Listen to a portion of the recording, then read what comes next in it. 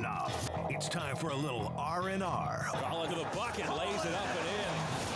Ball game, Rizzo! Live in the Anajar and Levine Accident Attorney Studios, this is Russo and Rizzo on ESPN 106.3. This team is going to be tough when they finally get it together. Sit back and relax. Let Russo and Rizzo take you home. Oh, mercy! Light him up, Colin! Wow, we got one of the best sports weeks of the year upcoming, and we had a great sports weekend that we have to talk about. It's Russo and Rizzo on ESPN 106.3. You got Colin Russo, Mike Rizzo, you got Christian Catt. We're at the City Place Studios in downtown West Palm Beach, where we got you for the next 3 hours right here on ESPN 106.3. We have the fifth quarter coming up from 6 to 7 p.m. presented by Hard Rock Bet, so stay tuned for that. We got a good Monday Night Football game tonight in Lions-Ravens, and we also have a full slate of college football and the NFL that we got to break down because a lot happened yesterday. It was another packed slate with no buys, so everybody's on the forefront, and a couple major storylines. The Packers and the Browns had an interesting go at it. Mike's wearing his Browns gear today as he made it clear to the Packer fans that we work with. Get out of here. Go back north, essentially, is what Mike Rizzo had to say there. It was heat of the moment. Oh, it was heat of the moment. It was heat of the moment. It was heat of the moment. All right. It was saying go back north, kicking people out, where the Browns are also north. But I should have said northwest. Right. In my defense. Right. So the Packers and the Browns had a good one on that part. The game of the day was that 1 o'clock slate game, which I was surprised it was 1 o'clock. But they had Olsen and Davis on the call. It was a big game. And the Eagles and the Rams at Lincoln Financial, where the Rams sort of fell apart, and the Eagles rumbled back from down 26-7 in the second half, and they were able to churn that one out 27-26, or 30, I guess 33-26 with the blocked field goal. The blocked six. One of the biggest bad beats for bettors I think I've ever seen in my entire life. And this show was on. We were on it. We got burned. We were on. We got burned. We were on. We were on the Rams plus 3.5. Great bet. I don't care what people say. But like a lot to talk about. But that game specifically, my big takeaway: the Rams played they played a winning football game. They played a conservative football game because they sort of blitzed them on the early part, and they were making plays, especially defensively, keeping everybody in check. But then when it came down to it, they were too conservative, and that's what ended up burning them at the end of the game. And then 2 field goals, the final 2 possessions of the game for the Rams, both getting blocked by the 2 star defensive tackles for the Eagles, Jalen Carter and Jordan Davis. If that does not encapsulate Matthew Stafford's career, I don't know what will. That is Matthew Stafford's career all over. 2 straight, 2 opportunities to put the game away. One of them would put him up 9. The other one would win the game as time expired. And they both get them blocked. Yeah. Back to back. Yesterday was the day it blocked field goals, and you saw it in that Ram game. Yeah. And, dude, you saw it in the Jet game. You saw it in the Brown game. And I know we're going to get into those games later on, but I thought Stafford looked old. That was – and I know I drive you crazy with this stuff, Kyle, but, I really thought the last couple of years – last year, give Stafford credit, played like an MVP candidate. But I thought with the back injury going into this season, maybe there were going to be question marks with Stafford. Played a great first half. He's in his last year or two. It's evident. And then that's probably why they signed a 2-year deal to give the Rams some credit. But Devontae Adams, unbelievable catch in that first half, that touchdown. Nakua was everywhere. He's the best. He might, called top 5 receiver in the game. I would take him over anybody not named Justin Jefferson, Jamar Chase in a second. I think he's that good. I think you're right. And the thing about him, he's all over the field. Even Eagle fans got to admit that. Every single game, he could catch it short, intermediate, long. He's got sure hands. He's a great blocker. He's a great run after the catch guy. Yeah. He's available. I love Nakua. He was awesome last year. He was awesome in that playoff game that they played as well.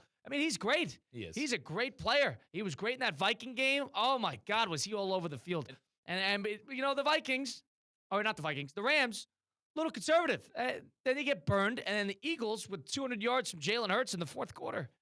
They the Rams needed one more touchdown in that second half. They needed a field goal at the end of the game, and they would have won it. The touchdown, though, I think if they would have scored a touchdown on one of those umpteen drives that they had in the second half, would have gave them enough comfort, I think, to win. In the National Football League, I feel like it's really hard to come down from these deficits with how fast these defenses are, how good they are, how well schemed they are for each matchup.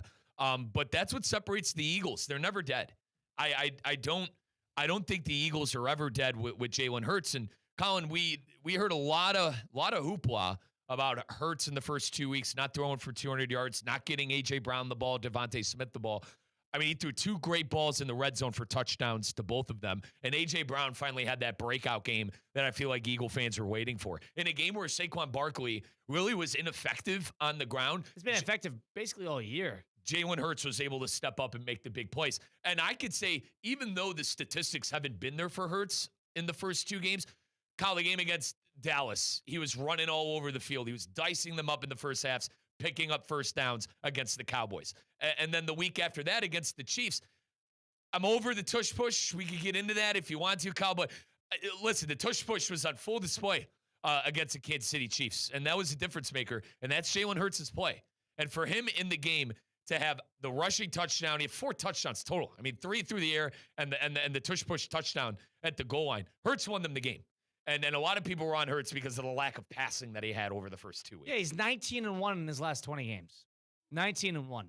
We said the same thing about Mahomes last year. They just sort of find a way to churn out victories. If you watch that game and you're a Jalen Hurts hater and you didn't think that he's, good enough of a quarterback, you could stick anybody in that position. The thing is the Eagles were never really known as the team to be like the Chiefs and to sort of operate with that sort of magic that the Chiefs operate with. And a lot of the reason that they can do that now is not only, yes, they have a plethora of talent all over the field. They outmatch people at receiver. They outmatch people at the defensive line. They outmatch people on the offensive line. They outmatch people basically everywhere. But it's the quarterback position that really is either to keep them calm or to get them back into it. Because not a lot of quarterbacks would come back in that situation like Hurts did. He threw for 200 yards in the fourth quarter. I mean, he was great. And if that doesn't necessarily sell it to you, that when he wants to be, he is still great. He can be great. I don't know how great, but he is. He is a top-of-the-line starter because he's good in big games, and he knows how to get the team to victory. He wins any way he can. This one reminded you of the Super Bowl. Right. I mean, Barkley didn't have a great game in the Super Bowl, but Hurts was able to throw for touchdowns and pick yards up on the ground. It's exactly what happened versus the Rams yesterday. And I do want to give the Rams credit because they play this team tough. Granted, they're 0-4. Yeah. At least, listen, this is coming from John O'Terry, a marketing consultant here at ESPN West Palm. I hope I could take him for his word. But the Rams are 0-4 against McVay. They were 0-2 last year against them. So, is this the team that they can't get past? But they play them tough, mate. I mean, if I had to have my pick of the litter of teams in the NFC, it's obviously the Eagles, it's the Rams, and probably Tampa Bay and Green Bay. And you can put them in any order, even though Green Bay lost to Cleveland. I'm not kicking them to the curb quite yet. But it's like, the Rams are up there as a top team in the NFL and in the NFC. I know that they completely capitulated in that second half. Yeah, they blew apart. They really did. And McVay doesn't lose games when he's leading at half. That's like his big thing. And that's like, you can blame staff. Who do you blame? Do you blame the offense? Do you blame the guy calling the plays? Do you blame the guy throwing the football? They had opportunities that they missed out on, but the thing is, they were 2 field goals away from putting the game away. That was it. One to win the game, and the other one to make it a 9-point game with minutes to go. And we know a coach like McVay, he cannot stomach the 2 block kicks in that game. So that is the killer. Stafford did not play very well. He didn't play well at all, but they were ready to rock and roll, and they blitzed them especially defensively, blitzed them on the start. Are the Eagles the new Chiefs that everyone loves to hate? And you know what they did? I didn't even go to the lengths of saying they took their whole magic in that Super Bowl. Hear me out on this, because we were all sick of the Chiefs because, I mean, Kyle, Mahomes, 3 Super Bowls, unbelievable talent, is always coming out of the AFC. The Eagles in 1 year, it took me about 2.5 years to be done with the Chiefs. You know what I mean? Like after midway through year 3, I'm like, all right, I'm done. You know what I mean? But with this Eagle team, I'm already there. And I think a lot of it has to do with the tush push. I told you I'm done with the tush push. We'll get into that. But the unstoppable weird play that they don't officiate, the tush push, the unbearable Philly fan, and just the way that they win these games, the way that they come back and win some of these games. I think I'm already there being eagled out. I think I'm eagled out. I really do. I think One I'm thing eagled I'll out. say is I agree. I don't love watching the Eagles, but the one thing about them is teams like that, and especially fan bases like that, they're important for the NFL. You respect them. No, totally. It's important for the NFL. But like they have they're good for the league. they have a new villain. That's why like we talk about it. And Philly loves being that. Yeah, They're like when Boston was good. They got that right. blue collar mentality, us against the world, thinking that everybody, is up against them. And that type of, you said villain is perfect. Right. That they embody that. They do. That's why it's good for the league. But like and we talk a lot in the NBA too, and I know it's kind of turned into a dead league, but like in its heyday, when you had the Warriors and the Cavalier rival, you picked a side. You hated both of the teams, but you had to watch. Even Miami when LeBron was exactly. So like dynasties are good for sports. It's hard with how the Eagles are winning, and you said it perfectly. They're the new Chiefs in the way that they win these games. And like I feel like they've taken that crown of just the team that's like, oh God, how are they going to do it this week? How are they going to use the black magic to boil up and conjure up a victory this week? And they certainly did that against the Rams. Yeah, you got to give the Eagles a lot of credit, and more importantly, you got to start to give that quarterback credit because he has played well in playoff games. He even played great in that Super Bowl that they lost. He's a winner. Line every NFL team up, line every head coach up, and ask them if they'd rather have an individual superstar in terms of his talent or a winner. 32 out of 32 would tell you they want a winner. You just want to win football games. They just want to win. They want a guy who's going to win us games. That's why Jared Goff has made himself a lot of money. A guy, he can win games. And Hurts has already won a Super Bowl. There are levels to this. If you line him up, against certain other quarterbacks, Caleb Williams is a little bit more talent. Like they're all over the place. CJ Stroud probably is maybe not CJ Stroud now, but like has more talent. There's a lot of players who have more talent. Bo Nix has more talent maybe than Jalen Hurts. But the thing about Jalen Hurts is that mentality that he carries, that collectedness, and the timeliness, the understanding of the position in the team and what he needs to do, that separates him. Similar to Brady. They were more talented, and he's not Brady. There was somebody in the office today, he said he was Brady. He's not Brady. Oh, call him out. John O'Terry, marketing consultant. Please. But the one thing that Brady was great at is Brady would win in any way, any facet. Mahomes turned into that. Mahomes will try to win in any way. There's a reason he leads his team in rushing yards. Patrick Mahomes, that is. He's trying to figure out any possible way they can to win football games. Hurts is cut from that similar cloth. There are a lot of players in this league that if plan A is not going right, they fall apart. There is nothing to do here. He's a gamer. There is 6 different ways that the Eagles can beat you. That is their greatest strength. They are not necessarily dominant in like the pass happy. If they're clicking offensively, and nobody can lose. It's similar to the Lions. If the Lions are clicking offensively, you're done. Yep. But if that doesn't go well for them, then they're very beatable. That's not the Eagles. Eagles can beat you in a shootout. Eagles can beat you in a grinded out game. Eagles can beat you in a come from behind game. Eagles can blow you out. Eagles can do all this. That's why they're dangerous, because they could win in 100 different ways. And adding another layer, they could shut you out with that defense. I mean, any given, and I know they kind of got gashed in that first half, but holding them to field goals in that second half, giving their the difference in the game, giving their offense a chance to get back into the game. Rams kick 6 field goals. You don't need to kick 6 field goals. You envy the Eagles and what they're able to do. They're a great team. They're the best team in the NFL. It's the team you all envy now. It's the team we all envy and we all want to be. You hate the eye test. It was similar last year. Well, you hated the Chiefs' eye test. Oh, they're not that good. They're winning, but like it's ugly every time they're winning. They still made it to the Super Bowl. They were not better than the Eagles, but they still ran through the AFC once again. And that was after they won every single game essentially close, and it was ugly every single time out. The Eagles can win ugly, and they could do it the other way too. They could win pretty. That team showed you something, and more importantly, I think that quarterback shut some people up. I think Jalen Hurts shut some people up. 888-760-3776. He's starting to develop a little bit more respect for how Jalen Hurts conducts himself.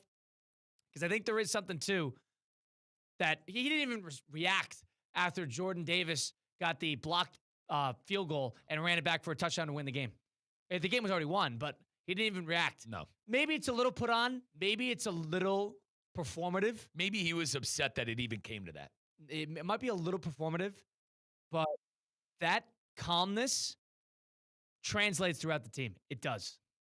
Because he is the fearless leader that they have. And when Sirianni is losing his mind left and right, You get somebody who's there to kind of be the yin to the yang. He's keeping his cool. I've always liked Hurts. I've always respected Hurts, but Hurts showed you everything you need to see yesterday. Him and that big security guard are keeping Big everybody. Dom. Is that his name? Big Dom. Yeah. 888-760-3776. Number to get into the program on Russo and Rizzo. Streaming live on YouTube, Facebook, and Twitter/X. ESPN West Palm. Were you impressed with the Eagles yesterday? Did they show you Did Jalen Hurts show you something? Let us know. 888-760-3776. We have the phone lines open, Christian? No, I tried to tell you, he hung up. That's what I was wonderful. saying to you. Wonderful. Mike Rizzo, Colin Russo, Christian Cat. We'll take a time out here on ESPN 106.3. Live from the Anajar and Levine Accident Attorney Studios. Anajar and Levine Accident Attorneys. Call 1-800-747-FREE. This is ESPN 106.3. Hey guys, Mike Rizzo here. I know you're moving soon.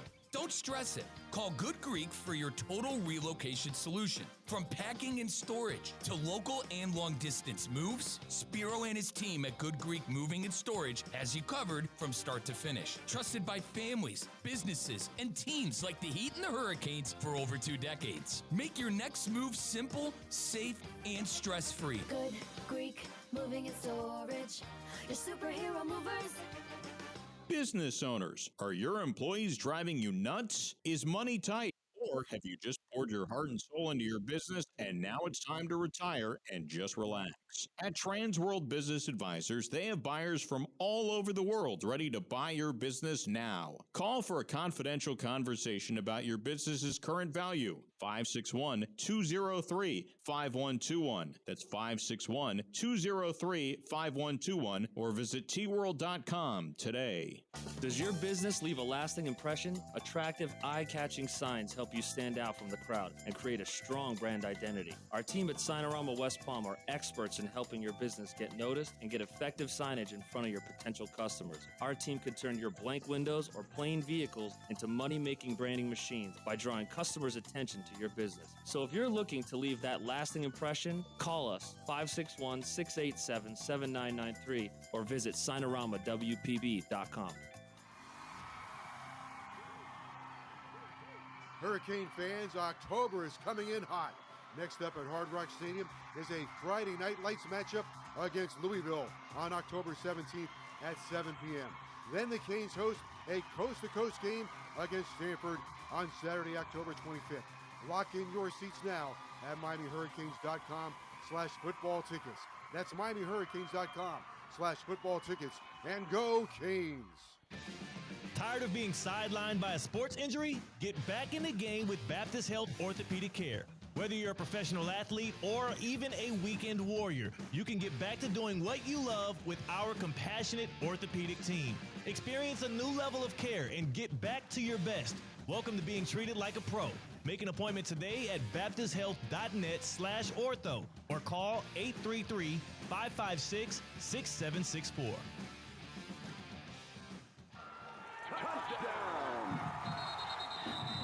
Racetrack is proud to support our local high school football teams. Whether it's Friday night lights or tailgate parties, Racetrack has whatever gets you going to fuel all the gridiron excitement this fall. Grab your favorite snacks, crispy chips, delicious Nathan's hot dogs, sweet treats, or our house-made pizza slices. Don't forget to quench your thirst with a variety of ice-cold drinks. Racetrack, your one-stop shop to fuel your football Fridays.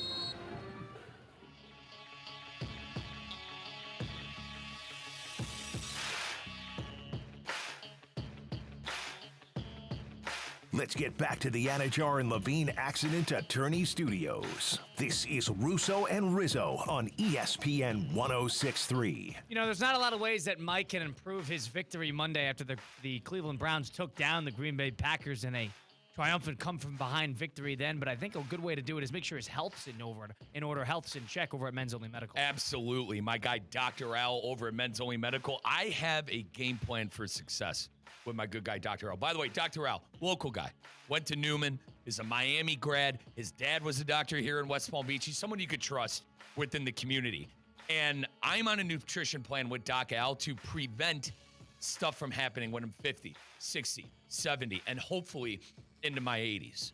You know, when I did the blood test with Doc Al, when I did my concierge health program, when I came in, did my entire exam, you know, Doc Al's blood tests for a lot more than the average doctor. And we found something in there that, it's not, let's put it this way, it's not alarming, but it's something that I definitely needed to address. And we're doing that by having me eat the right foods, having me do the right workouts that are right for my body, my blood type, my body type. That is all over at Men's Only Medical. And there are plenty of other services as well. Like if you're having trouble with hair loss, there's hair loss solutions with Doc Al. If you're having heart problems, they have expert cardiovascular health care and skin assessment. Colin likes to joke around. My face skin was filthy. But at the same time, I was 90 percentile in 30-year-olds. How about that? It might have been 30, but I was 90 percentile when it comes to my skin. So, this is all stuff you could find out with Doc Al. You see these health clinics all around town for women.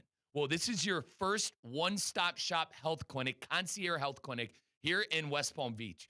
Visit mensonlymedical.com. That's mensonlymedical.com. And you could also stop by my good friend Doc Al over on North Dixie Highway right here in downtown West Palm Beach. We'll do Game Plan for Greatness later on in the program. 888-760-3776. After the Eagles beat the Rams on Sunday, Jalen Hurts took over in that fourth quarter, that second half, willed them back to victory. Do you have a little bit more respect for them, for the Eagles, after winning a game like that, even if it's in their building? John and Jensen Beach joins Russo and Rizzo now. John and Jensen, welcome in. What do you got for us?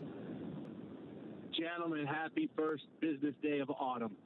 There we go. My man, John. The NFL and football in general is the greatest team sport. I want to play a game with you guys, all right? I want to take Dak Prescott off the Dallas Cowboys and put him on the Philadelphia Eagles. I want to take Jalen Hurts off the Philadelphia Eagles and put him on the Dallas Cowboys. Do you think Dallas is better, same, or worse with Jalen Hurts at quarterback? Do you think the Eagles are better, same, or worse with Dak Prescott? I think they're the same, maybe a little better. I disagree. I think they are well worse than what he is. So this is the hypothetical that everybody loves. Jalen Hurts is the perfect quarterback for that franchise. No, for that Eagles, exactly. But he is not the kind of guy that you can bring on a team and instantly get over the top or become, a winning team from a losing team. So John, you're saying there are quarterbacks in the league. Hurts, Josh Allen, Lamar Jackson. You can take Lamar Jackson and put him on the Jets, and the Jets are going to win 3 or 4 more games with Lamar Jackson. He's a system guy, John. You're saying Hurts is more of a system guy than anyone who could go and play for any team in the NFL. They built a perfect team around that quarterback. And that's why the NFL and football in general is the greatest team sport, because you can do that with a guy. He's got a heart. He's a champion. He's a winner. But from a skill set, a quarterback skill set, he's average in the NFL at best. And you know what? And I think what we talked about earlier, John, good call. I appreciate it. One thing that I would add to that is I think that builds into my point that I made previous segment. If you line up all 32 coaches and you ask them if they'd rather have somebody with sort of Hurts' mentality, that heart of a champion, winner, knows exactly what he needs to do, if you'd rather them have that or the most skilled guy in the world, but sort of like, a mental walkover. Somebody who's not you can't necessarily rely on in terms of their mentality and how they treat the game and how they do that and whether they're a professional or not. There is a good chunk of NFL coaches that would sign up for what Jalen Hurts provides comparatively to the more skilled, mentally less formidable counterpart. I feel like Baker is like that gamer kind of quarterback too. Like Josh Allen, if you look at Josh Allen, Lamar Jackson, Joe Burrow, Mahomes, those guys are winners and those guys are gifted. Like, I feel like Baker is just the ultimate gamer that'll do whatever it takes to win the football game. Similar to Hurts. Like, Hurts doesn't have the best arm, but he does what it takes to win the football game. And the best way I could describe, Kyle, what you're trying to describe with Hurts is a gamer. Like a guy who has a nose to know, that has a nose to know what it takes to win. What he's got to do in that specific scenario. Like, and the reason I bring Baker up, 3 weeks in a row now, Tampa Bay has gone on game-winning drives. So, could Mayfield be better maybe on some downfield passes or whatever? Or maybe be more physically gifted when it comes to running the football? Maybe. But he's a gamer, and he gets the job done, and I think he's proving that in Tampa Bay. And same with Jalen Hurts. He's a gamer. He's won a Super Bowl. And I like what John said there. John said they've built the perfect system around the guy. Isn't that what every NFL team wants to do? I don't think he was meaning it as a knock. It comes off as a knock in how we talk about quarterbacks nowadays, but it's not. But that's not a knock. But that's what teams and granted, you're talking to a Brown fan who doesn't do this. They just get a quarterback and expect them to turn things around. You're supposed to have a plan for your quarterback. You're supposed to play to your quarterback's strengths. I feel like New England is struggling with that a little bit right now with Drake May. There are plenty of teams. I think the Panthers are the perfect example of that. They struggle with it, but there are moments where Bryce Young looks pretty good. So, I feel like it's up to the team. Too often, these quarterbacks fizzle out because they don't have the right direction around them. I give Hurts and the Eagles a lot of credit because they've worked together to come up with ways to work to his strengths and to win football games. It works, and that's all anybody can ask for. And, I mean, if we're just going to knock him for not having the skill of other players, see, I disagree. I agree with him in the sense that, yeah, the Cowboys would probably be in some trouble with Jalen Hurts just inputted in there. But I would also make the argument that Prescott the Eagles would not be nearly as good with Dak Prescott and a large number of quarterbacks in the NFL. They would not. That's my personal opinion. Jalen Hurts is the perfect glove for what they try to do. I'll tell you what, Dak couldn't do the tush push. He wouldn't be able to do the tush push. There's a good point to be made there. And also just that come from behind. He plays well in playoff games. He's an elevator. He deals with adversity well. He's a leader. Well, and what's that all? You sign up for that 100 times, 100 for 100. Dak's knock is that he can't win a big game and can't get it done in the playoffs. playoffs. So why would we want to input him to that? I mean, the Eagles had trouble winning big games too before Hurts even got there. Of course they're going to want to deal with that. And of course they're going to want him. For the record, Kyle, I think you'd agree with me. Dak's not bad. Dak's a good quarterback. He's a good player. He's even underrated. And I know we'll get to exactly what the hell happened in Chicago. Caleb Williams finally, having that game we've kind of been looking out for. But I still expect the Cowboys to be good this year. I do. And I expect the Eagles to be good. And I'm looking forward to that rematch coming up later on in the year in Jerry World. That Eagles would be worse with Dak Prescott. Let's just put that out there. All right? Let's just make that abundantly clear. If you watched yesterday and thought, boy, Dak could do this, you're wrong. Dead wrong. Dak would be on the team bus at the end of the third quarter.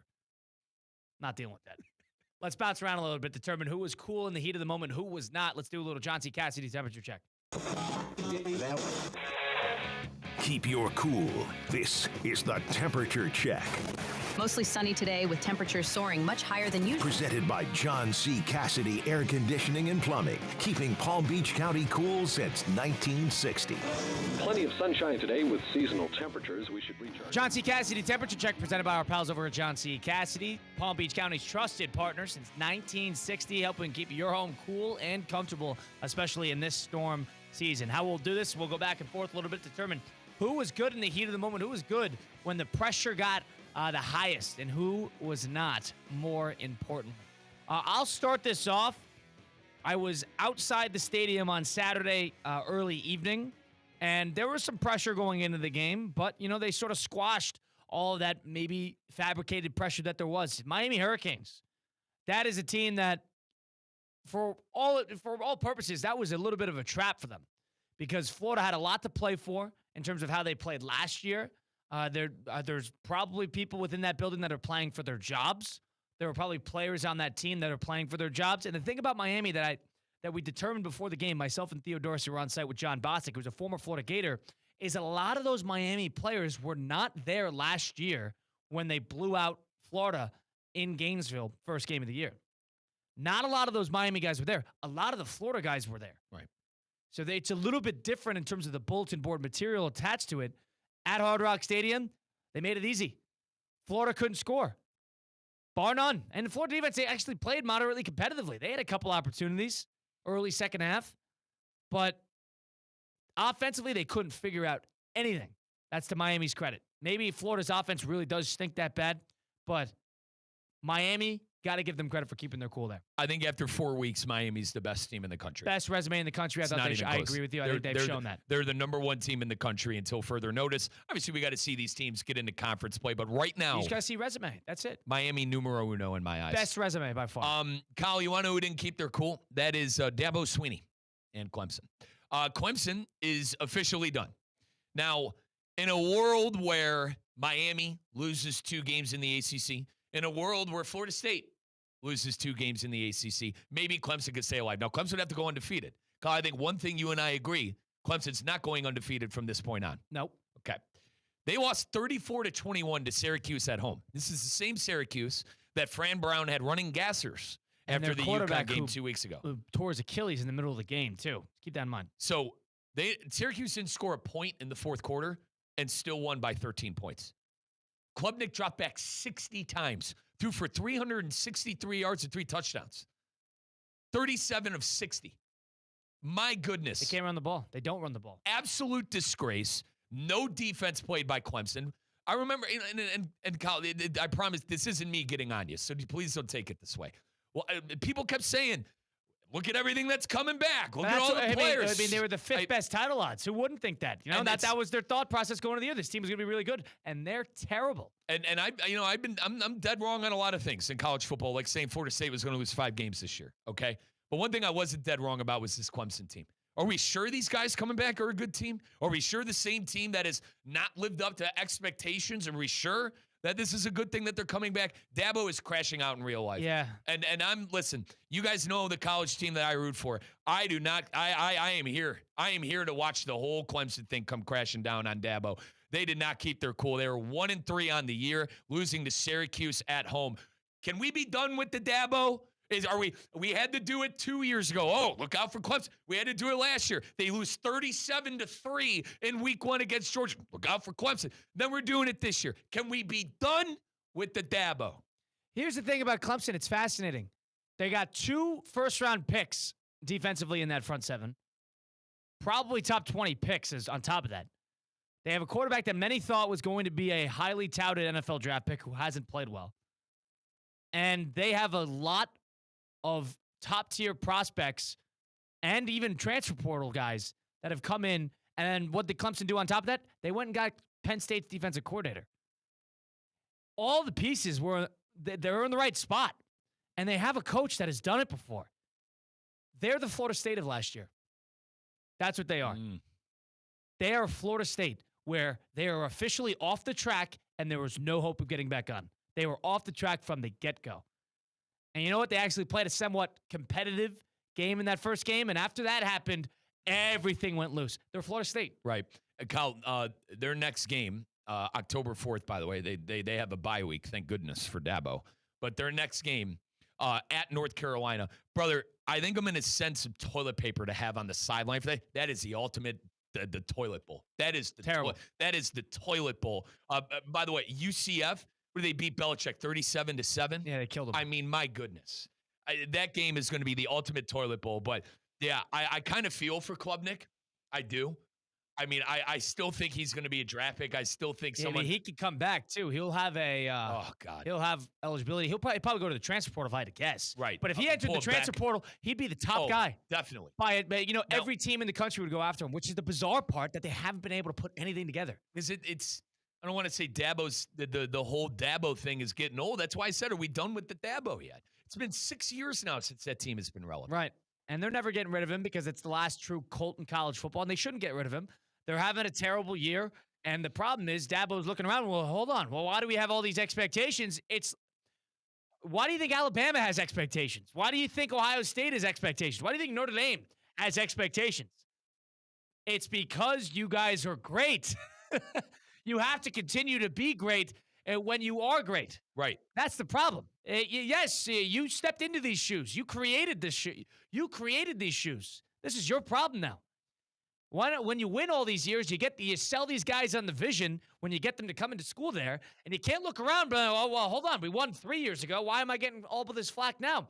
Because you can't just pick and choose when people expect you to be good. You can't do that. That's not fair. He is making a fool of himself. You're supposed to be consistently good. And it really started with NIL. Remember, Dabo didn't want to do NIL. He didn't want to do the transfer portal. And now he slowly has become a transfer portal guy. I can't keep up. And quite frankly, that's a dead team. That's a dead team right now until further notice. And it's certainly not going to change at the end of this year. I'm going to stay positive here. I usually go negative, and there's a couple different directions you could go negative, especially in the baseball side of things. But I'll stay in college for now. The Indiana Hoosiers winning 63-10 over Illinois. Poor Jim. Curt Cignetti, it's been somebody who's, stepped in some hot water in terms of his persona throughout college football. But that team is better than what they were last year. And they got Fernando Mendoza as the new quarterback they got from Cal. That guy's going to be a draft pick. That sort of Jared Goff operator archetype. He works. And they have talent. And think about it for a second. He's 15-2 since they got there. That was one of the worst programs in the Power 5 before he got there. They're 15-2. There were 2 losses to Notre Dame, who eventually went to the national championship, and Ohio State, who eventually won the national championship. Got to give them a little credit. Now, that was their first ranked win. So let's get that out of the way as well. But Indiana now, and they have more tests this year. I believe they play Oregon. They have bigger games. Got to give them a little credit there. Now, they didn't take the foot off the gas. Yeah, I don't know if that sits well with people. I had an issue. But if I'm Indiana and everybody's hating on Indiana, oh, hold on. Well, they're scheduling bad teams now, and they can't beat a ranked opponent. All right, here's your ranked opponent. When you want to see it, I'll show you a ranked opponent. Could they have stopped it at 49-10 and called it quits? Yes. But they wanted to prove a point. Point was proven. Indiana's better than they were last year. Just off of that alone, that game alone. Yeah. They showed you that they got a little bit more guts. And it shows Cignetti's a good coach. Like, I could sit here and complain about him and not like the. And you got to think, Mac. We're analyzing him like he's the coach of Notre Dame. Right. He's doing this at Indiana. Yeah, and he's done this everywhere he's went. To give him credit. And to get this out of the way, obviously my 3 years at Peoria, Illinois, we were home of the Illini. My good friend and mentor of mine, Jimmy Matson, Illinois grad, Illinois guy. I felt really bad for my guy. I did. And I feel really bad that I gave out a dead ticket. I had all you kids on Illinois, and I never bought it. I never. You were in on that Duke win. I never bought it. I was in on the Duke win. I thought this, and it's similar to Cignetti. This was Cignetti's big win. I thought this was going to be Brett's signature win within the Big Ten. And the thing is, you don't even think Illinois is out. It's just the thing is they didn't take their foot off the gas. That I have a real issue with the coach and running up the score like that on Bielema. But I also learned that. It pains me to say Illinois is just not that good. They're not a top 10 team. We found that out. I mean, Indiana was the 19th team in the country. Illinois was the 9th team in the country, according to the AP. Illinois, it just showed you that Illinois had no business being in that spot. Collins, a 53-point game. They lost by 53 points. No business being in that spot. And Indiana's got at Oregon, at Penn State this year.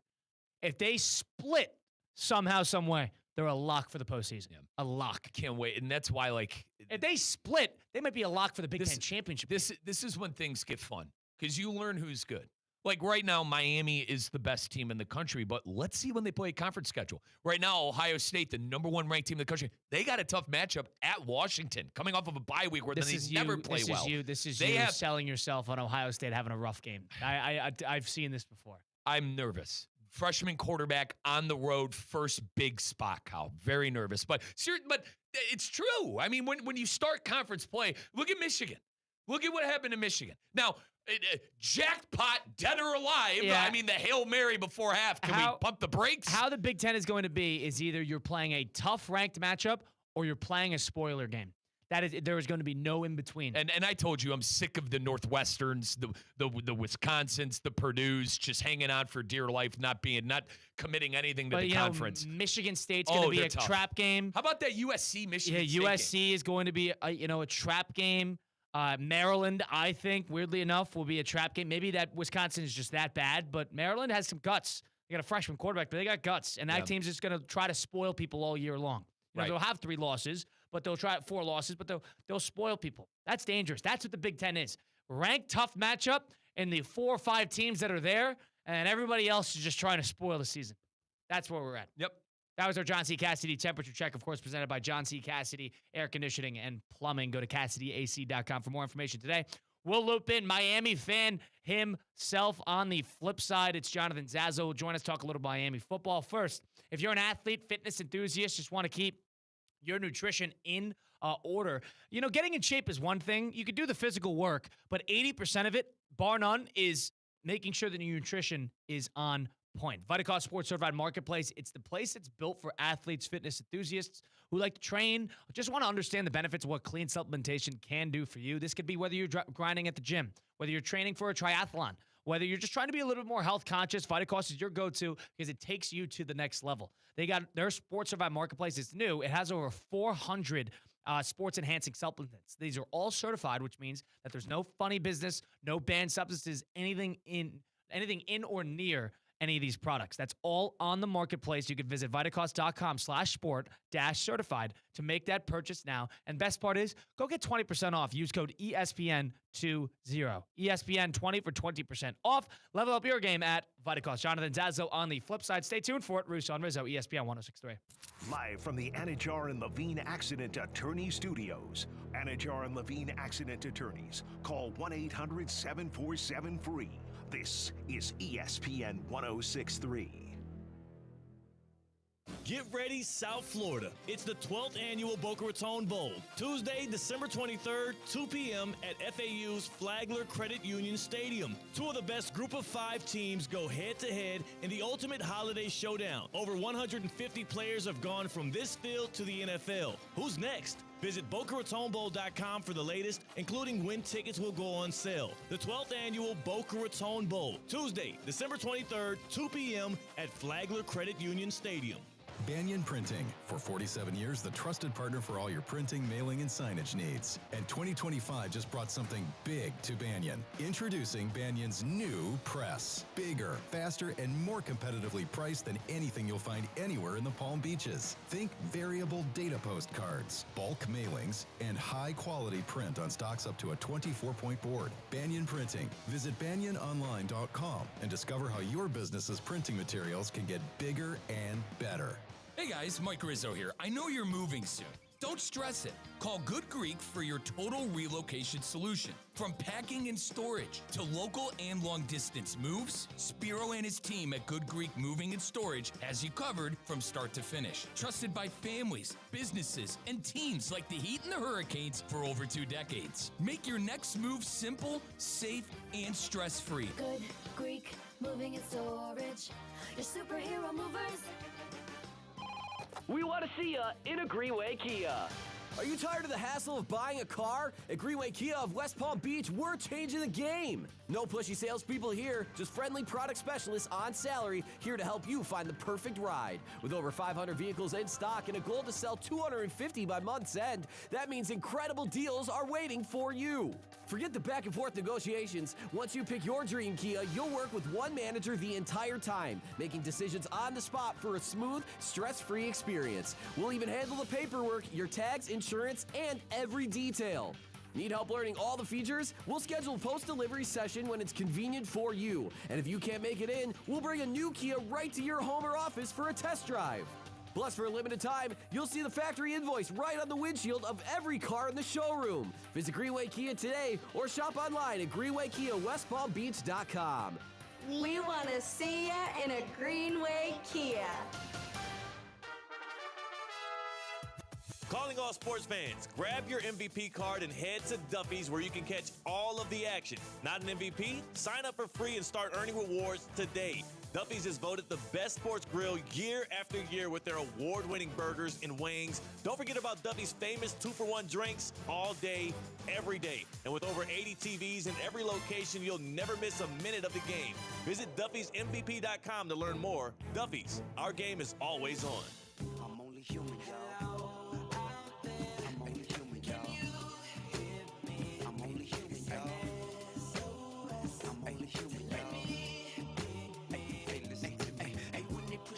Officials at one point took a Miami touchdown off the board basically because they blew what I can only describe as a sympathy whistle, where there was a mauling happening and there's a pile still moving forward, and some official just out of the kindness of their heart blows the whistle. Like, at the end of the day, these are someone's kids.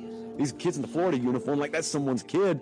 I got to stop this. Well, no. It'll stop when he crosses the goal line. Let's get back to the Anajar and Levine Accident Attorney Studios. This is Russo and Rizzo on ESPN 1063. You know, momentum is important in life. It's important on the football field. It's also important in your personal life. F45 West Palm Beach. Go get in shape and go start, getting a sweat going, build some much-needed momentum over at F45. They have locations in Wellington and downtown West Palm Beach. You show up, it's 45 minutes in and out. So you're not even doing anything crazy. You show up, you follow the exercises on the screen. You're not necessarily doing anything complicated, and you got 2 coaches on site making sure you're doing everything properly. It's more that like-minded fitness environment where you can just show up and a bunch of like-minded fitness individuals that you could meet and have a good time with, listen to loud music, and have a good time. All of a sudden, 45 minutes pass, you got a sweat going, you feel good about the rest of your day, and more importantly, you're starting to get into shape. That's F45. Find a studio near you. Get your first 3 classes for just $30 today. Check out their Instagram, F45 downtown West Palm Beach. Colin Russo, Mike Rizzo, Christian Cat, Russo and Rizzo, ESPN 1063. We're streaming live on YouTube, Facebook, and Twitter /X at ESPN West Palm. Well, Miami had a big game, a big win over the University of Florida at Hard Rock Stadium. And myself and Theo Dorsey were there alongside the ESPN radio crew where they have the ESPN College Football Campus Tour, which is going all around the country, going to Athens this coming weekend for Georgia, Alabama. And the host of the very show and the host of the Zazzle Show 2.0, Paul Maurice's favorite Panther fan, is with us now. Let's get to it. The voice of the 305. You might know him as the Cooper City Rattlesnake. He's the human flamethrower of Miami sports radio. Hey, you could be a maniac without being a jerk. The preacher of the Pat Riley gospel. They don't complain. They don't make excuses. This is the NBA. Deal with it. The mayor of Dolphins Delusion. Can the Bills offense keep up with the Dolphins offense? And the only guy who can go from breaking down the Panthers power play to cutting a full-blown Ric Flair promo. Woo! Jonathan Zaslow is the voice of the 305. Mr. Zaslow, welcome in. How you doing today? I'm doing good. Had a fun weekend. Didn't have to travel. We had Canes Gators here, and granted, while Thursday wasn't so fun, I didn't have to, watch the Dolphins lose yesterday. Got to just take in some NFL. I'm doing well. You guys, you good? We're all good, and, it was a downpour, but Miami did exactly what they were expected to do. They shut down that offense. Do you think they proved to you that that's the best team in the country based off resume and what Canes you've seen? Are really good. They're really good. I wasn't so sure if they would move up from number 4 because, okay, Ohio, LSU, they didn't do anything wrong, and Penn State, they didn't do anything wrong. But then, they jump up to number 2 because you look at the resume and say whatever you want about Florida. Their defense is elite. It's an SEC team. Canes killed a ranked USF team, and they beat what is still a ranked Notre Dame team. I don't know that anyone has a better resume right now than the Canes, so moving them up to number 2 makes sense. And look, I saw Heather Dinich, Paul Feinbaum on television making the case that the Canes should be number 1. Now, that stuff will take care of itself. You win the ACC, you're going to wind up being a top 4 team, which means you get the bye anyway. So I don't really care being number 1, number 2. Just keep winning your games, and it really seems like you got one more, and that's the next game because Canes are idle this weekend. You got one more, and that's at Florida State in 2 weeks, and to really establish yourself as the power in the ACC. Now, Zaz, this is coming from me. I would have put Florida 1, or excuse me, I would have put Miami 1. Just because of, as you said, the resume, who they've beaten. The only reason the Buckeyes are 1 is because of what happened last year and that they're still undefeated this year and that Texas win. But I wanted to ask you about that game specifically. Like, Miami proved a lot to me. Beck was off, right? Yeah. And now I know Lagway's terrible in that offense, rather this year, and that offense for Florida has been terrible. But even in a game where their quarterback isn't playing the best game, they win by multiple scores. I think that speaks volumes as to how good of a team Miami actually is. I always like the kind of game where you're tested because the game is tight in the second half and you got to respond. The Canes are up double figures, then the touchdown makes it a 1-score game, and you still wind up winning by double figures. I always like that kind of game where you face a little bit of adversity in the middle of the game and you got to respond. But also, this was a really good sign from Coach Cristobal where whether the quarterback was off or not, run the football. Run the football. You could maul most teams on the line of scrimmage. Now, granted, Florida was without a couple of defensive linemen, and that certainly helps the Canes' case. But the Canes mauled them on the ground. Yep. Run the football, run the football, run the football. And you saw that Mark Fletcher with a very quiet, 100-plus yards. It was exactly the right formula that situation called for. I think the key with Miami is they want to start showing teams that not only can they beat you, but they can beat you in many different ways. That is really the testament of whether this team is going to make some dents in the postseason play. We're getting a little too ahead of ourselves. But with that Florida State game on the horizon and Florida State having a game this week, Miami's in the driver's seat now. And looking ahead to that game, I want to get your final thoughts here. Of course, we'll talk about it next week. I mean, does that game necessarily favor Miami to you? You haven't necessarily seen Florida State play anybody since Alabama, and that was, felt like a lifetime ago. But you think that's sort of that last step to really kick off their ACC play? Well, yeah. I mean, you still have a couple games that you're gonna have circled on the calendar to make sure you don't get tripped up against SMU. You want to make sure you don't. That's what Miami would do. Right. That's a Miami game. Well, that's when we're really going to be able to tell if this is a different Canes team from years past. I mean, I'm pretty certain it is. I know what I'm looking at, but that's where the game against FSU should be the only game. Like, I don't know what the line would be. Maybe FSU will be favored. The game is in Tallahassee, but I know for sure that after the game against FSU, Canes will be favored in every single game the rest of the way. Just the bye comes at such a great time for the Canes because, man, that game, look, FSU's better than UF, and this game was still relatively close in the second half. You want to talk about a game that, rivalry, throw the records out the window, game's going to wind up being close. That game in Tallahassee is going to be close. It's going to be a fun game. Zaz, when was the last matchup like this, off the top of your head, between Miami and Florida State, where they're both like playoff contenders, Correct. National champion contenders? Correct. Can you remember? I mean, partner, you've been entrenched in this rivalry for so long. This has to be the biggest, highest. Now, granted, let's hope I am honestly hoping Florida State beats Virginia so we could get that matchup. But, I mean, this is, probably the best matchup we've had in a decade. I think both the Canes and FSU in 16, I think they were both undefeated at the time still. And now as Jameis Winston was still the quarterback for FSU, and they still hadn't lost in, 2 years. I believe Brad Kyle was the quarterback for the Canes, and the Canes blew it at the end of the game. The Canes were up 21-0 in that game. FSU came back, and they won. They stayed undefeated. Of course, a few years later, it had been 7 or 8 straight years that the Canes had lost FSU, and they snapped that streak. It was a game in Tallahassee. Mark Richt was the coach, and so that was obviously memorable, but the Canes were not a contender that year. It's been a minute. It's been a minute since both these teams were top 10 teams. And obviously, if FSU gets past, doesn't get tripped up this week against Virginia, then you're looking at, number 2, because the Canes are not going to move up to number 1 without playing. You'll be seeing number 2, and what could be at least a top 7 ranked FSU team. Zaz, have you been to that stadium? Doak? No, I've never been there. No. You never went to Tallahassee one time? I have, but I never went to the game. I went there on weekends that the Canes were playing at FSU, but didn't actually go to the game. Okay. Jonathan Zaslow, of course, joining us now on Russo and Rizzo. Zaz, to switch gears really quick to the professional side of things. Yesterday, that sort of primary game was that Eagle-Ram game where the Eagles came back down 26-7. Jalen Hurts put together a good performance here. Give me your sort of tail of the tape on the Eagles. Are you sick of them like everybody else is? Do you think they sort of stole that Chiefs mojo? And more importantly, does your opinion on the quarterback, has that changed in any sort of recent, or are you pro Jalen Hurts? No, I think Jalen Hurts is a good quarterback. I think he's a good quarterback. I'm not sick of the Eagles. I don't particularly mind, the Eagles continuing to win. I mean, it's a fun story.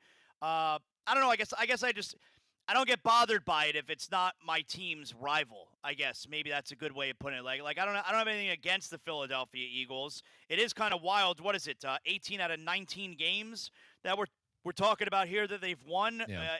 And look, the Rams prove once again that they're the team that's closest to Philadelphia, because not only they had 26-7, but you go to the playoff game last year, and if not for the inclement weather, they had the ball in the fourth quarter with a chance to win the game in the playoffs last year. Like, the Rams seem to be the best contender to the Eagles once again this year. Zaz, outside of that great Eagle and Ram game, what stuck out to you the most watching that NFL slate? If it's the 4 o'clocks, the 1 o'clockers, what stuck out to you? Yeah, I mean, the Jets stink, but it seems like the Bucs might be for real. And specifically Baker Mayfield, and I know that's got to kill you, Mike. Oh, I root for him now, Zaz. It's but, okay. Man, he comes off pretty likable to me. And I'm not talking about is he, how many quarterbacks in the league are better than Baker Mayfield, but how many quarterbacks in the league would you rather have the football late in the game than Baker Mayfield? And I don't think there's very many. Now, Zaz, it looked like Aaron Glenn did that chicken dance a little too early on the sideline. Doesn't he know that he coaches the Jets? There's so much time left in the game. Come on, Aaron Glenn, control yourself. You look ridiculous. So the Bucks are a great story. The Colts, obviously. I'm pretty close to thinking that Daniel Jones is for real with Indianapolis, but also maybe the best story right now is the Chargers, because the Chargers, not only being 3-0, all 3 wins are in the division. So that is very, very impressive. The Chargers look like a big-time team at the moment. Yeah, the NFL did them no favors scheduling it like that, too, plus a game in Sao Paulo, losing a home game in the process against the Chiefs. They're the big winner now because they won all 3 of them. They won all 3 of them. Herbert, didn't even play that great, but he made crucial plays towards the end of the game. That's a game that the Chargers wouldn't win 100 out of 100 times pre-Harbaugh. Harbaugh's a great coach. I'm really not surprised with it. We've seen Harbaugh's resume between Stanford, Michigan, 49ers, and now the Chargers. He turns these programs around quick. What's your take on the Packers there losing to the Cleveland Browns there? Is it one of those just throwaway, they caught him on a bad day type of games? I'm not a Jordan Love fan. I know he was terrible pick, obviously, which helped set up the win for the Browns. I'm not going to sit here and dance on the grave because it seems that I'm wrong about the Packers and wrong about Jordan Love no matter what happened yesterday, okay? I have not been a fan, but I'm most likely very wrong about the Packers. So the Browns, look, that's a fun win. Browns stink, all right? They can't score. Bad. Come on. Good defense. Good defense. Excellent defense. If I'm a Packer fan, I'm aggravated with that one because we know how hard it is to get that number 1 spot. And if you finish a game back at the end of the year from getting the number 1 seed, you say to yourself, wow, we couldn't beat the Browns. So that's a brutal loss for Green Bay. And Zaz, you're going to Athens this week for Alabama, Georgia. Yeah. That'll be fun. A little rematch of last year. That's one of the best games of the year last year was Alabama, Georgia. Yeah, Alabama was up huge in the first half of that one. And Carson Beck and Georgia came back. I think they even took the lead in the fourth quarter, in the second half of that game.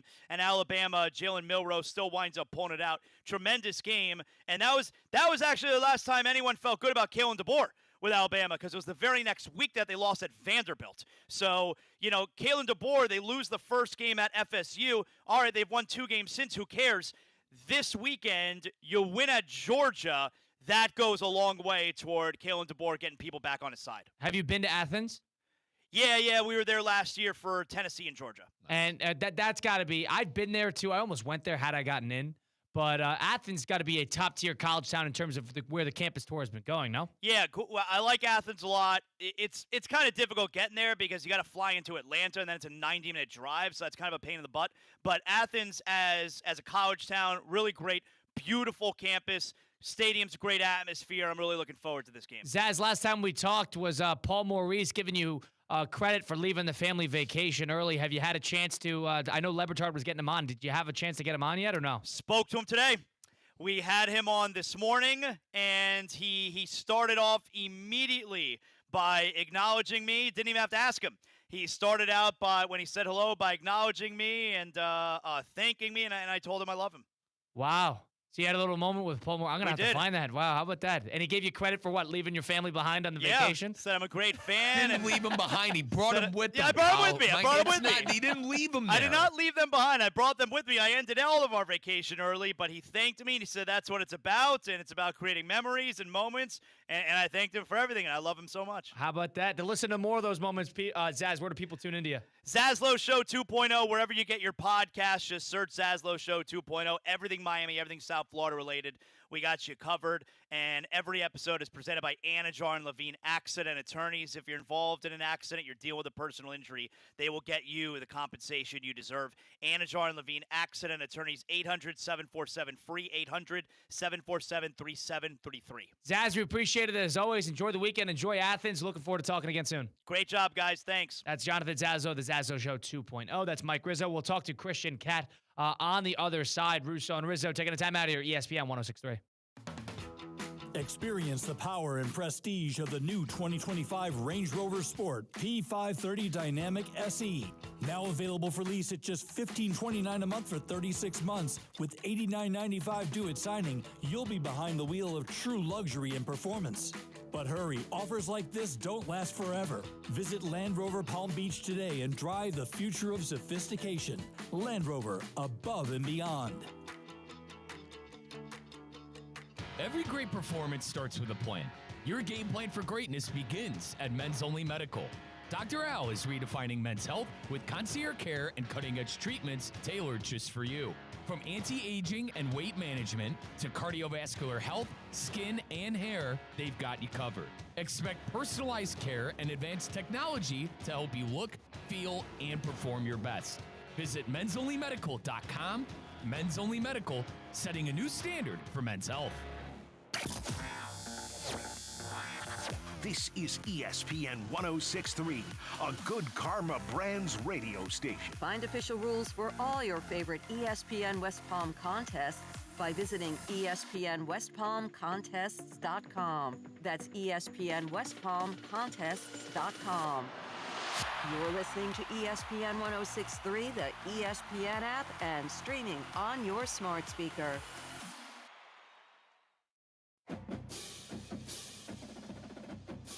Gators fans, you still have 4 chances to catch Florida football live in the Swamp this season. Don't miss the Texas game on October 4th, homecoming against Mississippi State on October 18th, Military Appreciation Day versus Tennessee on November 22nd, and Florida State for Senior Day on November 29th. Visit FloridaGators.com to get your tickets today. The season is kicking off. Keep your home in the win column with EDS Air Conditioning. Right now, qualified customers can score 0% interest for 60 months on a brand new AC. Hot streaks belong on the field, not in your living room. With over 800 Google reviews and a 4.8-star rating, EDS is trusted as the MVP, and it has been since 2006. Visit EDSIsYes.com today. Kick off your game day comfort and don't sweat the small stuff.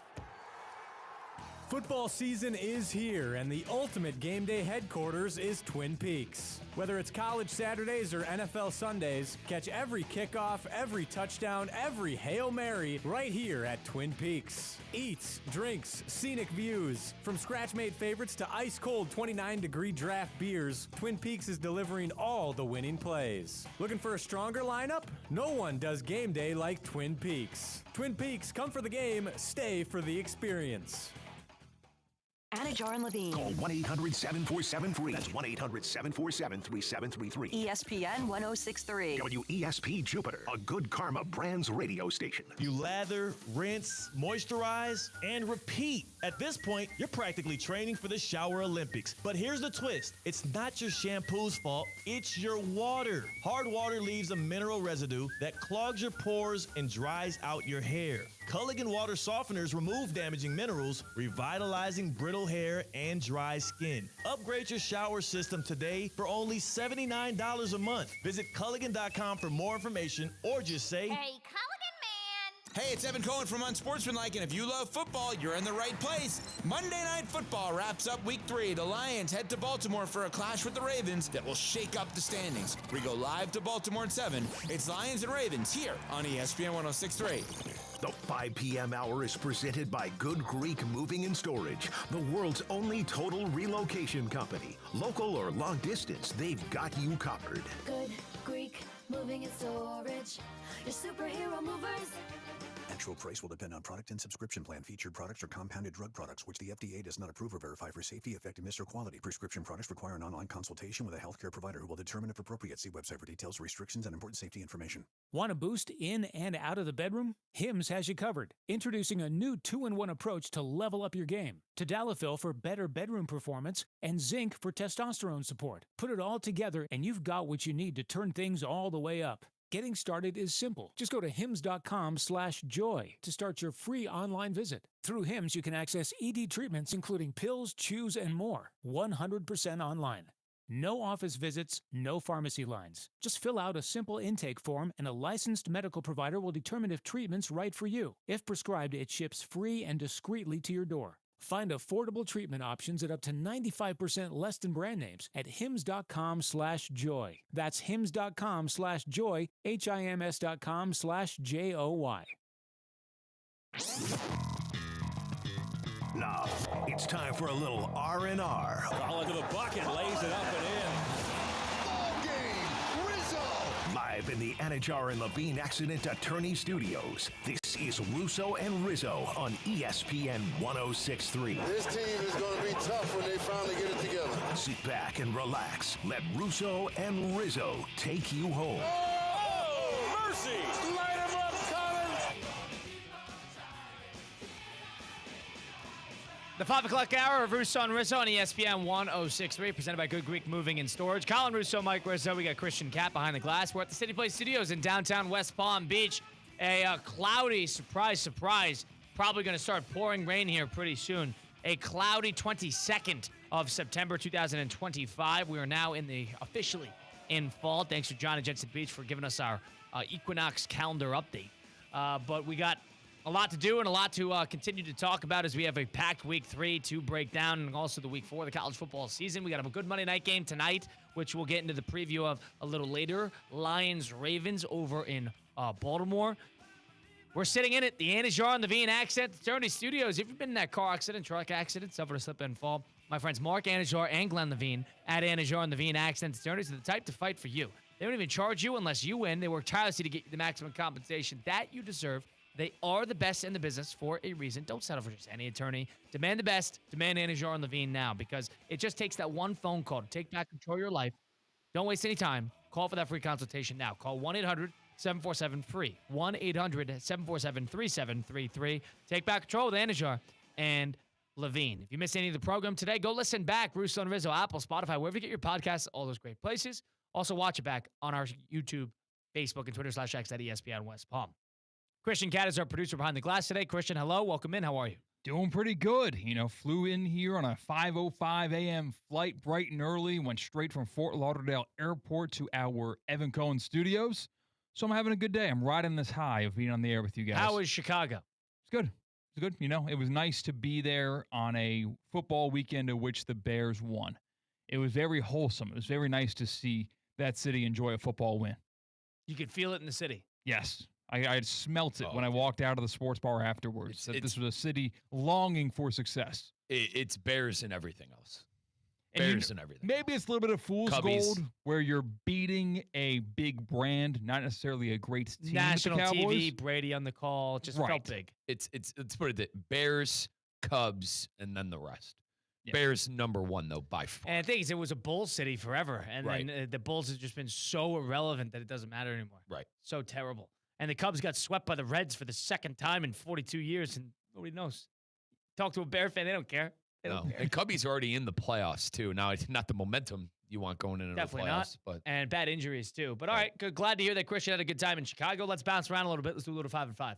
Presented by Flagler Credit Union. 5 topics. High five. 5 o'clock. It's 5 o'clock somewhere. Let's get out of here. Endless takes. You can't handle the truth. All gas, no brakes. And it's shaking Big Ten. It's time for the 5 at 5. Hold on to your butts. Presented by Flagler Credit Union, proud supporter of FAU athletics. Earn up to $700 per year with boost checking from Flagler Credit Union. Number 1. Now, you guys talked about that bat bleep insane ending in the Rams-Eagles game that made a lot of bettors very unhappy if you were on the Los Angeles side. But that was just one of several crazy games that involved block kicks. Well, there was the Cleveland Browns-Packers game where the Packers had a chance to take the lead with a kick of their own, but then it got blocked. Browns get the football back. Good snap. The kick is on the way. The kick is good! The kick is... So that's a Browns win, a massive upset over the 8 or 7.5 point favorites. Undefeated Packers no longer. How about this finish happening in Tampa Bay? Well, you thought it might have been it. Oh, it's blocked! Field goal attempt is blocked! Scooped up and will be taken all the way for a Jets touchdown! Jets get the point after. They lead by 1, but then the Buccaneers came back and kicked the game-winning field goal. What was your favorite finish to that football Sunday? That Packer finish was funny because those Cleveland fans, the ones who stayed, were riled up. That Jet thing was interesting because the thing is the Jets high lasted for a grand total of like 44, 45 seconds. And then they started to drive and you realized, oh, They've done this the last 2 weeks. They're probably going to do this again. A minute 26, 2 timeouts, Baker Mayfield at quarterback. Yeah, they start going down the field, get the first out. All right, we're in a lot of trouble here. But that Brown game, that was the ultimate. Let them hang around, and they're going to burn you. That's exactly what happened in that Brown game. The Packers gave that game away. Totally. The Jordan Love pick, the block kick. I mean, everything. I was JMP, one of our partnership coordinators here. I told him, he's a Packer fan, Christian, and I told him, you could have given the ball to the Browns on the 20, and they weren't scoring a touchdown. That should have been the game plan. But thank God Greg Newsome returned that to the 5-yard line, and we were able to give it to Judkins 3 different times that he could get into the end zone. But obviously bias the Browns, unbiased. I mean, what a statement by the Eagles. You're dead in the water. They're going to kick a game-winning field goal, and you block your second kick of the game. Unbelievable scenes. But my favorite scene, other than my favorite team winning, was Aaron Glenn's touchdown chicken dance that he did. I mean, like you said, a little early. Maybe don't dance with the buck 26 and 2 timeouts. But I'll tell you what, even after they lost the game, Glenn was happy, he was clapping, and he was proud of his guys. It was good post-game. Intern Terrence, big Jet fan, and he was, singing the Jets blues when he came in. Bro, they played hard. That team played hard. They played better. They played great against Pittsburgh. They played great against Tampa Bay.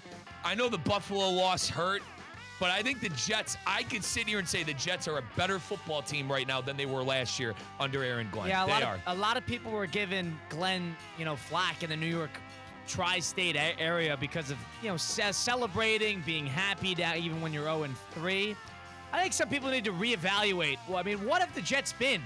Hey, he's the 3rd coach in Jets history to start, or the 4th outside of Lou Holtz way back when. But, there's been 4 coaches in the history of the Jets who have started 0-3. Adam Gase, Robert Saleh, and then now Aaron Glenn. That's 3 in a row. So you're sitting here now trying to figure out what can you be happy about. The one thing you can be happy about is that team plays hard for that coach. And you're not gonna figure it out in 3 games. You don't even have your starting quarterback. But if you're gonna sit there and try to nitpick that they lost to a good team, a team that's undefeated in the NFL, I can't necessarily. And the fact that he's celebrating after an awesome play, leave it to the players. That you're finding things to complain about. The Jets needed somebody else to right the ship, to figure things out, to calm things down. I think that's exactly what he's doing. No one thought the Jets were winning this year. Don't get the vets tuned out. And I don't think, and he's doing the exact, he's keeping everybody in tune. People can tune out once you get to 0-3. He's trying his desperate to, keep everything locked in. In a game where Tyrod's hit multiple interceptions, guy played well at the end of the game. You had a chance to win. It just didn't go your way. Number 2. Sunday Night Football last night on Peacock or on NBC saw the Chiefs get their first win of the season at MetLife. Final score, Kansas City 22, Giants 9. Chance of "We Want Dart" rain down on the New York Giants sideline. Oh, God. Should Jackson Dart start week 4 for the New York Football Giants after Russell Wilson had a performance that he'd like to put behind him in week 3? It's weird because Dable comes out today in his press availability and goes, "Hey, we're evaluating everything." Basically, his phrase for we don't know what we're gonna do, and we'll let you know when we do know what we're gonna do. If I'm reading this, trying to read between the lines, I would say that means more likely for Jameis than it does for Jackson Dart. Right. Because if you're just gonna start Jackson Dart to get the fans off your back, get the fans in the building on Sunday Night Football in a night game against a team you never play. If you're going to start them just to appease the fans, you're dead. And you're telling the team that we're dead. We're done. The season's over.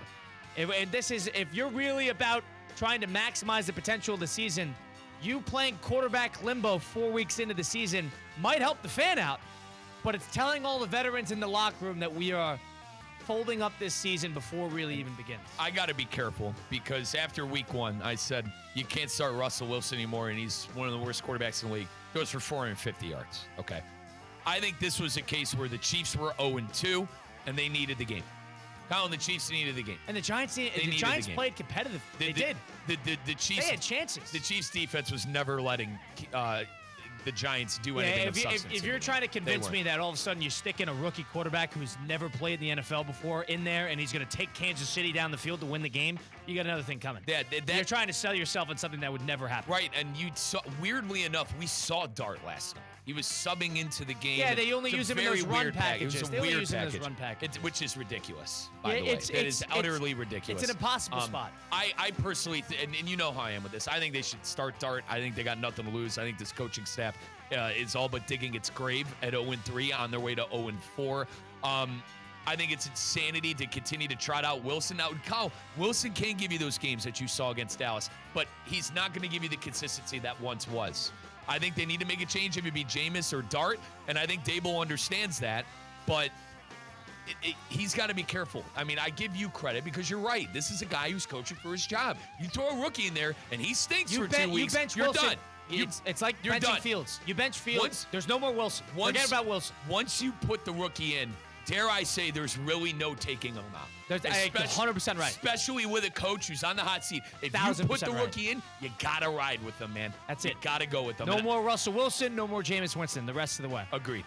That's a point of no return. And you can't bench Wilson and then play limbo the whole way because it looks pathetic to the players. And that's what matters. I think we're there, though. I think we're there to start the kid. We'll see. I disagree. Because, I mean, what are they going to throw him in there? And they were even saying it on the broadcast. Collinsworth said it a couple times.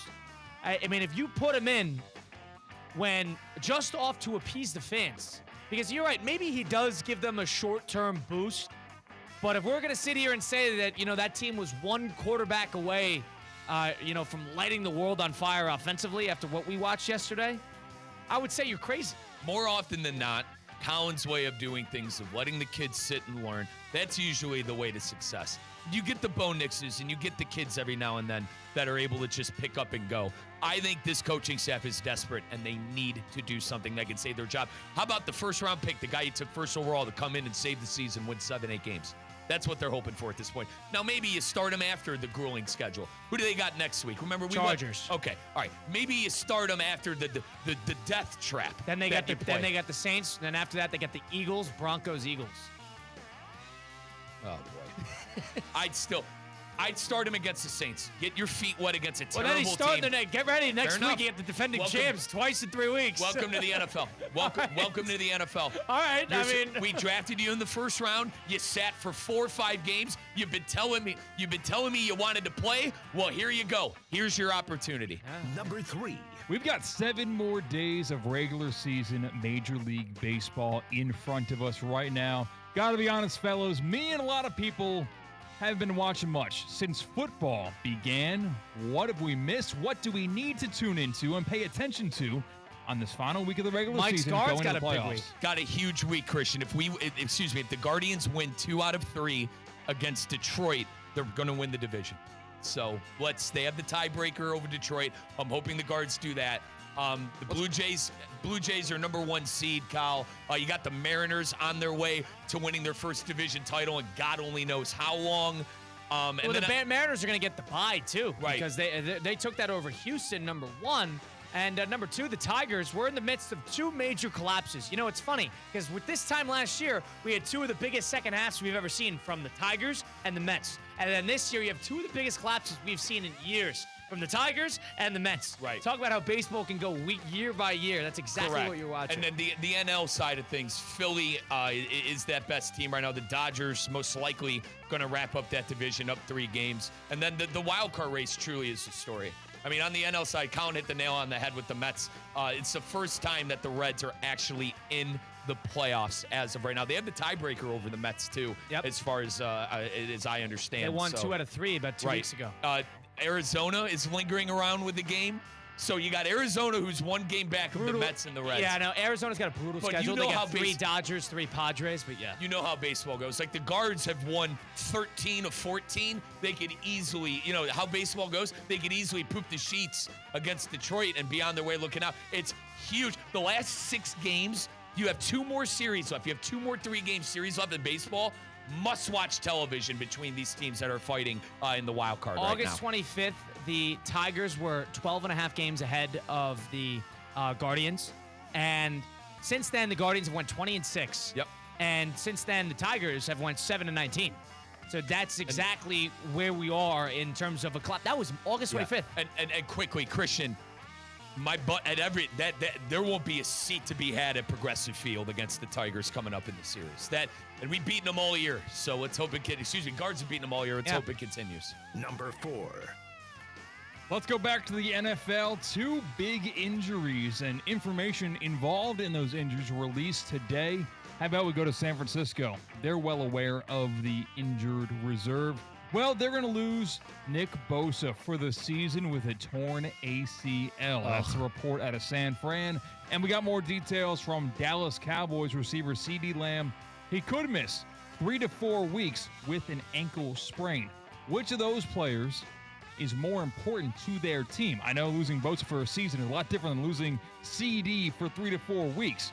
But on a one-game basis, who matters more to their team, CD or Bosa? I mean, you'd make an argument that the Niners are more interested in getting back Purdy more than anything. And Mac Jones, it was fun for a week, and then all of a sudden, oh boy, do we need our starter back. And as for the Cowboys, the second CD went down, that offense fell apart. Right. And the defense is already a nightmare to begin with. But, you're letting the Bears punk you around after the Bears got punked for 2 straight weeks. They need CD back quickly. I don't care if they got George Pickens there. They need the offensive firepower because the defense is going to do them no favors in Dallas. This is a tough one, Christian, because on the flip side, Bosa is supposed to be that elite pass rusher. They gave elite money that's going to make the big-time plays in the playoffs. You think San Francisco this year going to turn things around, based off of last year. Now, on the flip side, the Cowboys, they got Pickens, but it's not Lamb. Now, Lamb's sold in that week 1. He makes 2 of those catches. The Cowboys, have another win under their belt. If I had to pick one, I would probably go with Bosa just because you need that elite pass rusher in the playoffs to make plays when it counts, and he's getting paid elite money. It stinks. He's had a lot of injury issues ever since that Defensive Player of the Year campaign. Correct. Number 5. Let's wrap it up for my favorite soundbite from a college football Saturday. After Michigan survived the upset, and surprise, surprise, Nebraska couldn't beat an AP top 25 team. Michigan wins 30-27. And here is associate head coach Biff Poggi after the game. What are you going to do tonight to celebrate? I'm going to eat some Haagen-Dazs coffee ice cream with my wife and smoke a Cuban cigar and then probably go to the hospital. What would your post-win routine be if you were a coach in college football or the pros? I love that. Just crush a whole thing of ice cream. And then just smoke a stogie to your face. That's it. Fair play to him. It's better than going to the bar and, drinking yourself sick. It's better. Go get some ice cream, go order a pizza, and hang out for a night. I'd probably, loved ones, right? That's the ultimate. Then I'm single. I'd have to fly across the country to go see loved ones. Realistically, decompress, video games. Pop a gummy. Have some fun, right? No gummies for me. Probably sober, but probably, Christian, a healthy dose of video games, TV show, anime, decompress if I'm not around loved ones. Hopefully one of these days, Christian, I can find a girlfriend. Mike Rizzo, you just knocked off number 5 Georgia. What are you going to do next? I don't know. Naruto? Yeah, a little Naruto. a little Naruto. Maybe a little Demon Slayer in the mix. I'm catching up so I could watch the Kabuki Castle movie that did $70 million, by the way, in the movie theater. People say anime doesn't play. $70 million in the movie theater here in the States. But anyway, yeah, it's probably what I would do. I wish I had a girl who loved me to go home to, but it's not. We're not quite there yet. We're enough. We'll we find help you. We're not quite there yet. We're not quite there yet. We'll get you on a speed dating thing. No, they have those all around South Florida. The best way is to do it naturally. No speed dating, no apps, please. Thank you. We'll get Steve Politano, the Good Car Brands president, Palm Beach Sports Commission Hall of Famer, in the mix next. Stay tuned for it. Russo Rizzo, ESPN 106.3. Live from the Anajar and Levine Accident Attorney Studios. Anajar and Levine Accident Attorneys. Call 1-800-747-FREE. This is ESPN 106.3. I'm Mark Anajar. I'm Glenn Levine. I'm Ellie Anajar. Together, we're Anajar and Levine, and our team is a triple threat to big insurance companies. Don't settle with the insurance companies for a fraction of what your case is worth. We'll fight to get you the maximum compensation you deserve. That's the Anajar and Levine difference. Get your free case review right now. We'll help you take back control of your life. Call 1-800-747-FREE. That's 1-800-747-3733. In office, West Palm Beach. Overheard at the Hard Rock Bet Party. How'd you get your money so quick? Hard Rock Bet's got lightning fast withdrawals. Almost as fast as Dale Jr. valeting cars at this party. Man, he's fast. Hard Rock Bet's fast withdrawals have given me new motivation. Tips are appreciated. Hard Rock Bet Sportsbook. Roll with us. New players bet $5, get $150 in bonus bets if you win. Payable in bonus bets, not a cash offer. Offered by the Seminole Tribe of Florida. Must be 21 and up and physically present in Florida to wager. Terms and conditions apply. Concerned about gambling? Please call 1-888-ADMIT-IT. To help those who want to be helped, but may not be able to afford it. That's what PGA Tour winner Grayson Murray had envisioned for a foundation before he sadly took his own life at just 30 years old. His parents channeled their grief into creating the Grayson Murray Foundation, carrying out his vision to help those struggling with mental health and addiction. To donate and learn more, visit GraysonMurrayFoundation.com. Your golf tip of the day is presented by the Club at Lost Lake in Hope Sound. Side spin is never good for a putt. Even the slightest rotation left or right can knock your ball offline by feet. To avoid slicing your putt, draw a straight line all the way around your golf ball. Place the ball on the green with the line pointing directly at the hole for a relatively straight putt. When putting, use a smooth pendulum stroke. Hit the ball so that the line rolls end over end. If the line wobbles, side spin is affecting your putt. A great way to practice is with the push drill. Place the putter directly behind the ball and push it straight toward the hole, focusing on a smooth roll. Once you master this, gradually add your backswing to perfect your stroke. A ball that starts online tends to stay online, so take the time to align your shot carefully. Trust the process, and with practice, your consistency will improve dramatically. Remember, every detail matters when it comes to precision. For more on memberships, visit theclub@lostlake.com. Looking to stay cool and save big? Aztel Air has been serving South Florida for over 40 years. Save up to 30% on a new unit today. Join our Elite Cool membership for 2 preventative maintenance visits a year. Plus, loyal members get an extra visit and $50 yearly toward repairs. We proudly support military and veterans with an extra 15% off. Call 561-232-6366 or visit aztelac.com. That's 561-232-6366. aztelac.com. Keep your cool with Aztel Air. Hey everybody, it's Cade Chumsland. Every week, Land Rover Palm Beach supports local student athletes as they grow on the field, in the classroom, and in the community by naming a Player of the Week. This year, $35,000 will be awarded to student athletes and their schools. Tune in to ESPN West Palm High School Game Day every Friday night as I unveil this week's featured athlete. If you have a great performance that I need to know about, DM us at ESPN West Palm. Land Rover Palm Beach, above and beyond. Don't fumble your finances. Whether you're running a business or running plays, Jay Zolo and Associates keeps your books tight in your stress light. With nearly 30 years of experience, Jay Zolo is your go-to coach for QuickBooks, offering expert consulting, one-on-one training, and full-service bookkeeping. Jay Zolo and Associates, simplifying your books so you can win on and off the field. Visit jzolo.com today. That's JZOLLO.com. Hey, Shot, I know you be hearing this and that from here and there, but please trust and believe, little mama. I see you gon' ride for me, so I'ma die for you. Is you with me? Let's get back to the Anajar and Levine Accident Attorney Studios. This is Russo and Rizzo on ESPN 106.3. The Hard Rock Bet Party is on. Go get started on the Google Play Store or the Apple App Store. Go to hardrock.bet online to get started, because if you bet just $5 in the app and win that bet, you get $150 in bonus bets. Extra juice to fuel the football season as we are in the thick of it. If you don't even know what to bet, what to follow, find the crazy trends and stats on the Hard Rock Bet Stats Hub, where you can find the streaks, where the money is, what lines have been moving. It's interesting because you can check it out basically at the beginning of your NFL Sunday, and boom, every other game has a story attached to it. and you can see where the money is. Or you can check out the Discover page and see what type of parlays that other users are putting together. And you can just tap and tag along. It is that easy on the app. Big games.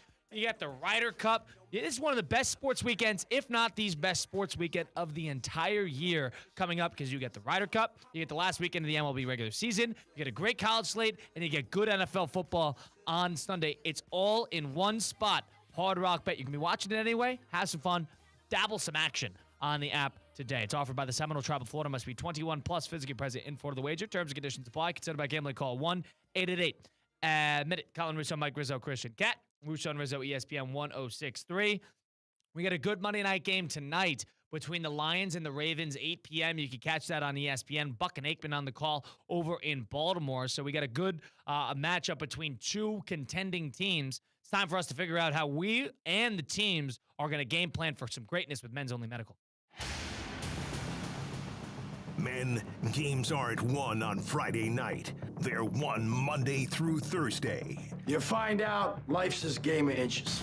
It's about preparation, it's about discipline, and it's about showing up ready to dominate. That's gonna make the difference between winning and losing. And now, your game plan for greatness. Brought to you by Men's Only Medical. Visit mensonlymedical.com. Clear eyes, full hearts.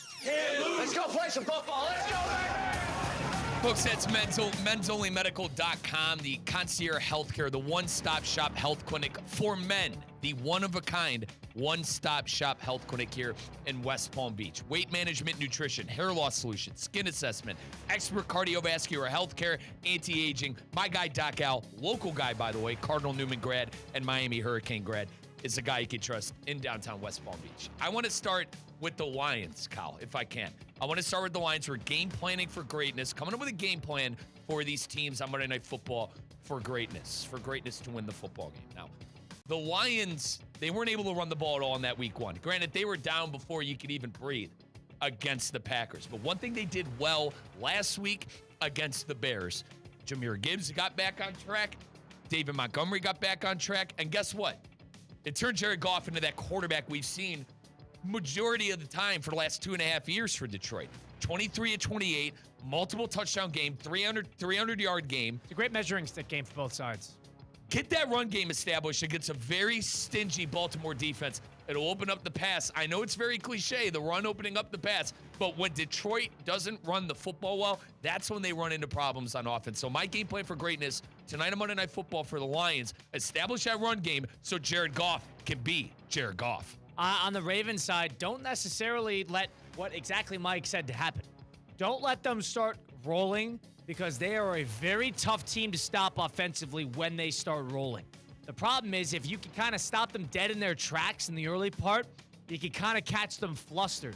But if they get rolling, that first two drives, they're going down the field, all over the place. A lot of guys are getting touches. They have so many good players on that offense. If you let Goff get going, and more importantly, the two running backs get going, the Ravens are going to have to score 45 points in order to win the game. I'm not necessarily sure they want to deal with another shootout in the third week of the season. Now, the Ravens can win it. They have Lamar Jackson. But another thing, if you're going to talk about offensively, that's defensively.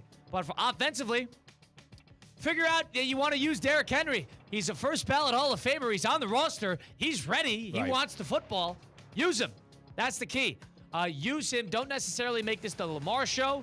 Make this the Derrick Henry and Lamar show, because that is one of, if not the greatest show on turf at the moment throughout the league. They can't get stopped if they get going. It's whoever offense is going to get rolling faster, that will be the team that I think will win this game. Now, if I could focus on the Ravens for a second here, game plan for greatness, brought to you by Men's Only Medical, game planning for the Monday Night Football game tonight. All I heard all offseason long with the Ravens, Kyle. Best secondary. You're going to have to slow down Amon-Ra St. Brown, who had an absolute game against the Bears. Bears defense, honestly, God, bear with me. I think the Bears, no pun intended, I think the Bears defense is actually pretty good. And to see what the Lions and the receivers and Goff did against the Bear defense. Nobody can stop them once they get going. Listen, the Ravens secondary has to be that secondary I heard about all offseason long. Press those receivers, get in St. Brown's face, don't make things easy. and focus in on trying to neutralize what those receivers can do. Because I like what you said, Kyle. If they get rolling, There's not much you can do. You need to turn this into getting after Jared Goff, stopping the run, and shutting down the Lions early. But yeah, I think the Ravens, by the way, 40 points they gave up to the Bills. I know it was 2 weeks ago, ancient history by now. But that's the top team in the AFC right now, in my opinion, is the Buffalo Bills. You give up 40 points. This was supposed to be the best secondary that the Ravens have had since about 2002. All right? And they gave up 40 points to the Bills and numerous passing yards to Josh Allen. And blow a 15-point lead. Exactly. So lock in corners for the Baltimore Ravens, because I'm on Ross St. Brown. Can be a big, big problem. I'm going to make this one personal, too. Game plan for greatness. I alluded to that great great weekend of sports that we have. John and Jensen Beach definitely smirking somewhere. But I think I'm going to go to the dark side just a little bit, and I need a third screen. Okay, so not only John and Jensen Beach is smirking a little bit, if you're watching on YouTube at ESPN West Palm, I am cheesing ear to ear right now. Kyle, I'll make it easy for you. You don't got to go get a TV. Just come on over. I'll get it. Just come on over, man. No. Listen, I got Inter Miami on Saturday. I'll give you the keys. No. I'll get you a pizza. You can hang out. It's not going to happen. It's not going to happen. Why? Because I got too many places to sit? You get too many places to sit. You get too many screens. I just need one more. So, John, if you're listening, John and Jensen Beach, this phony is going to go and buy a TV after giving us TV. After giving us so much hell for having 5 screens up at once. This phony over here is going to go buy a TV. Here's the thing. All right. Here's the thing. TVs are so cheap. You don't need a used one. I mean, if I could spend $60 for a used TV, I just need. What are you getting, a 40-incher, 60? Yeah, like a 35 to 40-inch TV. That's right? too small. 30-inch. That's too small. They have those smart TVs at the supermarkets that are on sale. You can get you do not. Yeah, but then I got to go up to like the $150, $200 on the cheap end, right? You can get a 32-incher, which if it's your third screen, you don't need a big one. 32 inches. My second screen is my laptop, but yes, continue. Okay, all right. We need you a can get 65. a brand new one for $89. We do not We need a 65-inch. Unethical. Unethical amount of screen. Go ahead. We might have to go to the no-name. Unethical. Stop. We might have to go to those no-name police superstores. I'm not listening to 65 I'm going to take it a step further. Let's get that. I'll get you that 75. I'm not listening to a 75-inch TV. What a waste of time. Continue, Christian. When I moved apartments, I took my big living room TV. I think this is what Mike did too, and I put it in my bedroom. All right, it's blinding me. Okay. Like it's a 70-inch TV that I might be like 6 feet away from. I'm pretty sure. I know. I'm pretty sure you gave me heat for that. I did it out of necessity. There was nowhere else to put the TV except for in the room. How many screens do you have in the living room? Just one. You can't I'm fit sharing a second the one? space. Yeah, Okay. it's not really mine to finagle with. So it's not a necessity, but I kind of like it. But the TV, the 60-inch in the room is the way to go. It's like 70 inches. It's you're ridiculous. sorry. My 75er is in the living room. What a waste. My 60-inch is in my room. Too much screen. I told you. I need a 30-inch TV that's going to have the Ryder Cup on and not change the channel the whole weekend because there's too much going on. You get the last if the Tiger if this week goes what I thought this was going to be. Now hold on. This is going because I want to figure this out. If this weekend's going to go how I think it's going to go, and the Tigers and the Red Sox are playing a 3-game series, might be for a playoff spot. Period. Because the Blue Jays still need to clinch that #1 overall seed, the home field all throughout the postseason. They still need to do that. And they got the Red Sox this week. And then the Red Sox, who have tie breaks over the Mariners and over the Astros, they got to play the Tigers at the end of and the Tigers have a 3-0 lead on the Red Sox. So the Red Sox, who are a game ahead of all those teams that are sitting in the wild card, need to keep pace. I need the Red Sox to go 3-3 for my over. That's not besides the point. You and me both. Besides the point. If the Tigers, let's say, lose 2 out of 3 against the Guardians in their first 3 this week, they got 6 games remaining. About the gods here. Then that last 3 games might be determining a playoff spot. Because if the Red Sox don't necessarily sweep, and I don't think they will because they haven't played well, if they don't sweep the Blue Jays, all of a sudden you're going to be looking at the Astros, who got 3 against the A's, who have also not played great the last 2 games. All of a sudden, that could be for a playoff spot, the last playoff spot. If that series is on, that's going to need a screen. There is multiple great college football games. You know what the problem is? You got Oregon, Penn State, and Alabama, Georgia at the same damn time. Waste of time on college football's part. The Alabama-Georgia game should be a 3:30 kick, and then the NBC game should be Oregon, Penn State, but it's at the same time. So there, 2 screens right then. That's a problem. Or you could come to the City Place Studios. I could give you my keys when I'm here for Inter Miami. You can watch on the beautiful 75-inch screen. I wouldn't even know how to control it. I wouldn't know where to sit. I wouldn't know how to control it. Nowhere to sit. There's a couch right in front of all 3 screens. 700 places And then to not to mention, I have a spare 40-incher that you could throw up for a 4-screen, a laptop. A spare 40-inch. And a gaming monitor that I borrow can put the on my Xbox. Is the 40-inch screen, it's stable? It's in the one spot? It's not moving? Yeah, I got a TV stand. You want me to bring it in tomorrow? I'll show you it. No, I was saying, like, can I pick it up and can I just take it? Yeah, I could give it to you for the weekend. Yeah. No, Mike, don't do that. Don't do that. So listen. Do you need the 4 No, this screens is the time of the year where it pays to be Mike Rizzo and has all the screens. my Don't guy. give up your My screen guy, though. for Colin. Do Johnny you need comes all late. 4 screens? Dude, I could give you the 40-incher. Oh, my. How many screens Don't do you let him- totally So have? here's- How many screens do you totally have? 1, 2, 3, 4. I have 5 screens. I could give you a screen. I have 5 screens. Is that including your monitor? Yeah, but how I told you how I do it. I'm at my gaming setup with my monitor and then my So monitor has 1, and then you have 4 screens. and then I have 4 screens. Well, not of TVs. I have 3 TVs and my laptop. Okay. So, but I could give you. So, Kyle, my 40-inch. It's got an HDMI port. It's from 07, but it's still a great TV. It's got an HDMI port that you could, put an Xbox on or a computer on, whatever you need, and it'll work. It'll do the job. It'll do the job. I don't have a remote for you, but everything is right there on the side of the TV. I won it at my 8th grade Dare Dance. It was the first ever HD TV. Honestly, I'm going to give it a Samsung's the best product out there. It's a Samsung 40-inch TV. I could give it to you for the weekend. As long as you promise to bring it back and don't break it, because the boys say my starter pack, at least my brother and cousin say my starter pack on like a vacation that we used to go you got like on. a personal relationship with this TV. I don't know if I want to touch this. No, it's okay. I trust you. My starter pack used to be my Xbox One and that TV because, you play it anywhere. 40, you could carry a 35-inch TV with you.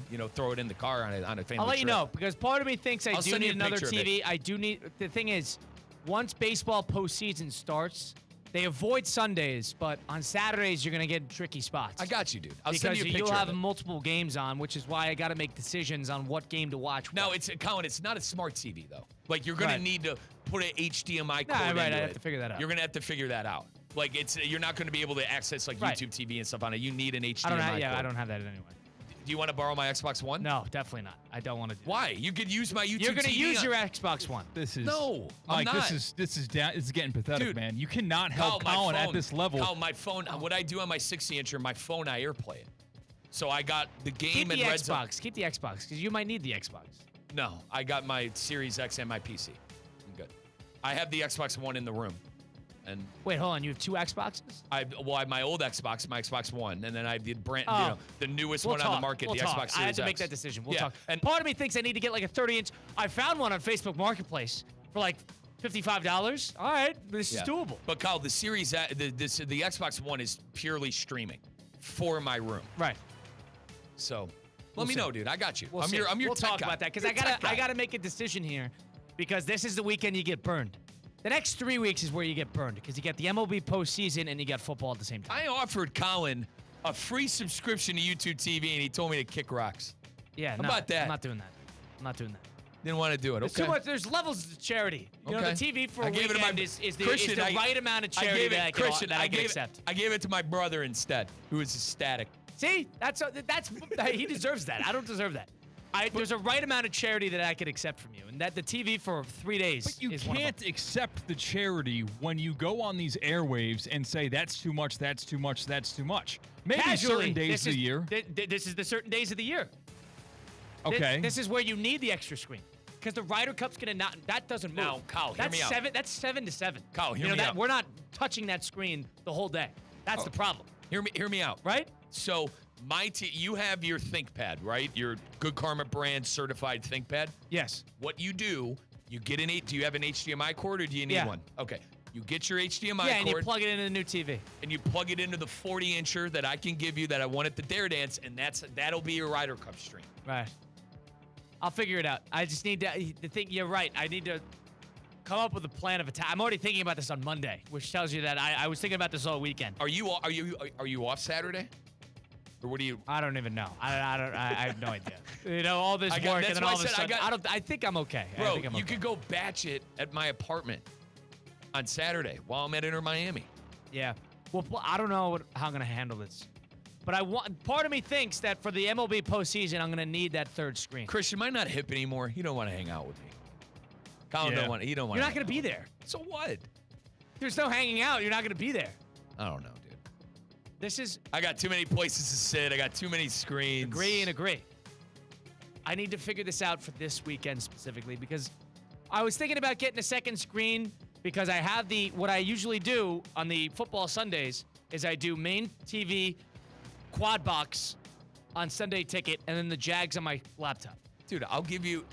We got Colonel. We got Connor in the YouTube. He says, Riz, lend him the whole starter pack.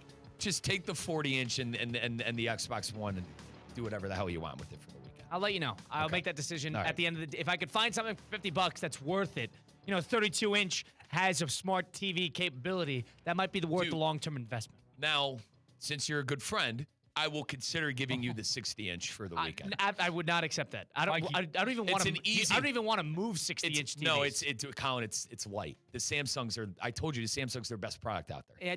I need a 32-inch screen. I do not need because I will be like 32 inches. Is Brother, I'll go above and beyond for you, mate. But no, because I'm not taking that from you because you have that's your setup that you deserve. So what? To have it's one weekend. I got other screens. This is why you have this setup.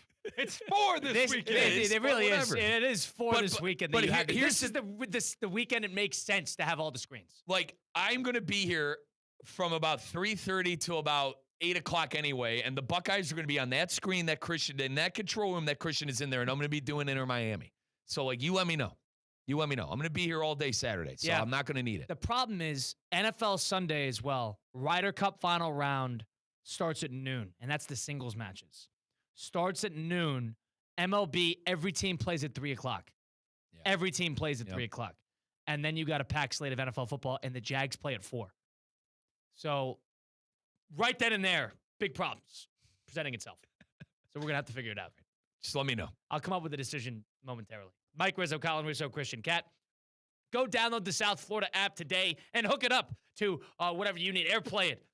ESPN South Florida app is available. It is live. It is free to download on the App Store. If you missed any of what Mike and I were saying and what Christian and Theo were saying, and theoretically speaking, you missed any of the Inter Miami broadcast, English or Spanish. If you missed any of our specialty programming, including our high school coverage, ESPN West Palm High School Game Day, which is every Friday night. If you missed any of that, you can listen to it on the app. It's all in one spot. All of South Florida's best beats in the sports world are in one spot, and you can download it today. Go get started with the ESPN South Florida app live on the App Store. We'll close out the program next and get into the fifth quarter, presented by Hard Rock Bet. Stick around for it. Russo Rizzo, ESPN 106.3.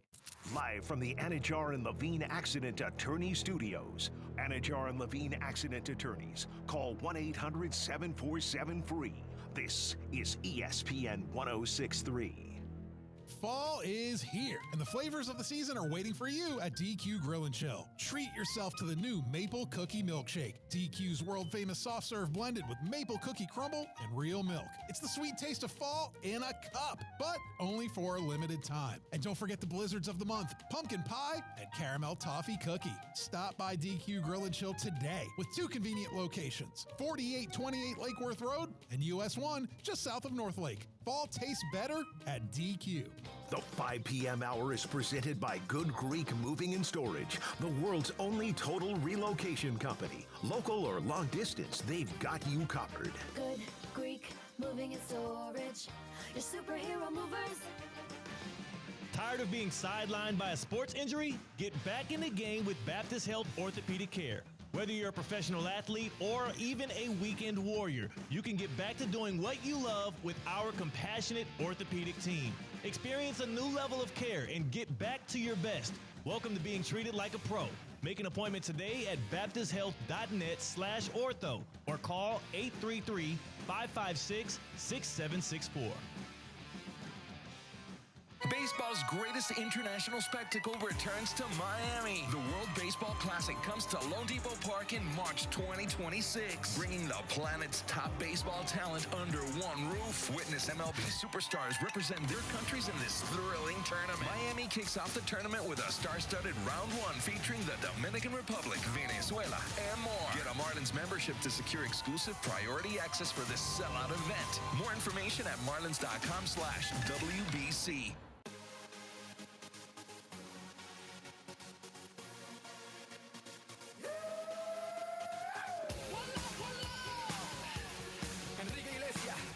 Let's get back to the Anajar and Levine Accident Attorney Studios. This is Russo and Rizzo on ESPN 106.3. I don't know if I'm going to accept your charity. Ever, man. I'm starting to be with Chris. I'm starting to get a little frustrated now, Chris. You might be onto something. Yeah, this is... you know what? Fine. Don't accept it. Don't accept the television and the SR. I'm giving you the setup of a century, and you don't want it. Fine. Go spend $40 on some godforsaken TV from some random man in Florida. It's going to be one of the... You ever see when someone gets sold a TV on Facebook Marketplace and it ends up being a Popeyes menu? Yeah, right. Locked into one thing. Yeah, but I can hook it up. If you don't want to, if you don't want the hookup, fine. You know what I've asked you to come over. Don't want to come over. You don't want to. All right, fine. You know what? You're on your own, kid. You're on your own. You're on your own on your TV setup. Russo and Rizzo, ESPN 106.3. Colin Russo, Mike Rizzo, and Christian Cat. Streaming live on YouTube, Facebook, and Twitter/X at ESPN West Palm. This weekend, I'm going to have to determine. Christian, you're going to watch the Ryder Cup this weekend. You're going to have to make Christian's locked decisions. Oh, you're not even going to be here. Yeah. See, you're going to be in New York. For me. I'm going to be at the Ryder Cup on Sunday. So I will leave the Ryder Cup and go watch Sunday Night Football, catch Packers, Cowboys, but miss everything that day. And then Saturday is interesting because I'm flying out at the crack of dawn or before dawn on Saturday morning, getting picked up from the airport in the city, going straight to the Yankee game. So I'll catch the second half of the 3:30 kickoff, or the 3:30 kickoffs, and catch the nightcaps. Nice. While I'm trying to get quality time with my grandma. Who do the Yanks got? The Orioles. Yeah, it's a 1 o'clock game? Beat down. Yes, 1 o'clock game. Okay. God, the Orioles. So I've kind of resigned myself to being limited in what I can consume. Right. I'm going to consume a lot of Ryder. I'm going to set my alarm and watch the Ryder Cup at 7 a.m. on Friday. Can I ask, what airline are you flying on Saturday morning? It's not a discount one. It's a pretty good airline. Will there be a TV and live TVs? I don't know. Ryder Cup starts at 7 a.m. Right. If it's United, it will. Is it American? I don't even know. I think it might be Delta. Delta will have TVs. You'll have live TVs. Correct. I just got my first travel credit card yesterday. I've been sleeping on them, man, because I thought that the prices that when you book flights, they make them very, very high in their travel portals. Not that bad. Not that bad. And you get the 5 times or 10 times miles. I've been missing out on travel credit cards. I'm spoiled enough to have a Batman credit card from my uncle. God forbid something happens and, I need to use it. It's a JetBlue card. I don't have one personally, but if I were to get one, it would probably be United. Just because of how... Well, no, I'm not talking about like a airline-specific credit card. It's a credit card that has a lot of good travel benefits. So it's good with it's good with hotels. It's good with miles, especially. That's on me. Wait, so like the Batman, like did you pick Batman? No, like I call it the Batman card. It's like for a rainy day. Correct. Okay, I thought it had a design on like it. Christian, say if the car spontaneously combusts and it costs like $2,000 to repair, hey, Mike, you got to build your own credit. I mean, I do have my own credit, but it's the base, I don't have $2,000. Listen, I make good money, but I don't have $2,000 to throw at a whim because my car blew up on the side of 95. I mean, credit lines, they're pretty high. Like, if you open a credit card right now, your credit line would be more... I got 3 cards. I got 3 credit cards, but it's not... You have 3 credit cards? I do. I got 6. You have 6? You're one of those? I don't cancel my cards after I get new ones. I got to look into that because I still have my credit card I opened when I was a sophomore in college. I have 1 credit card. I have 1, and it's mine. Look into that. I know I'm not a credit card guy. I don't know the science to it, but I got really good. The thing is, I need great credit right now. I'm not buying a house anytime soon. Here's the thing: but my credit is really good, so I'm okay with that. If you're paying rent and you're paying your 1 credit card on time, that's all you need. Honestly, that's all you need. All right.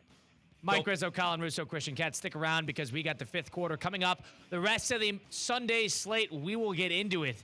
What happened in the Jags game? What happened in the Packer game? Lots to talk about, lots to do. Should be a lot of fun. Another hour of Russo and Rizzo, technically, with the 5th quarter presented by Hard Rock Bet. Right after this short timeout, ESPN 106.3.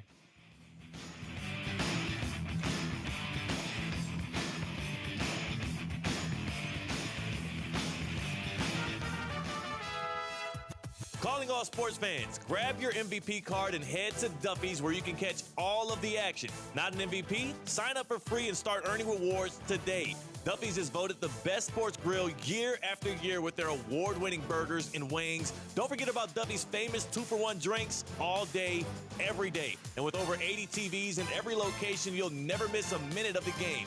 Visit Duffy'sMVP.com to learn more. Duffy's, our game is always on. Every great performance starts with a plan. Your game plan for greatness begins at Men's Only Medical. Dr. Al is redefining men's health with concierge care and cutting-edge treatments tailored just for you. From anti-aging and weight management to cardiovascular health, skin, and hair, they've got you covered. Expect personalized care and advanced technology to help you look, feel, and perform your best. Visit mensonlymedical.com. Men's Only Medical, setting a new standard for men's health.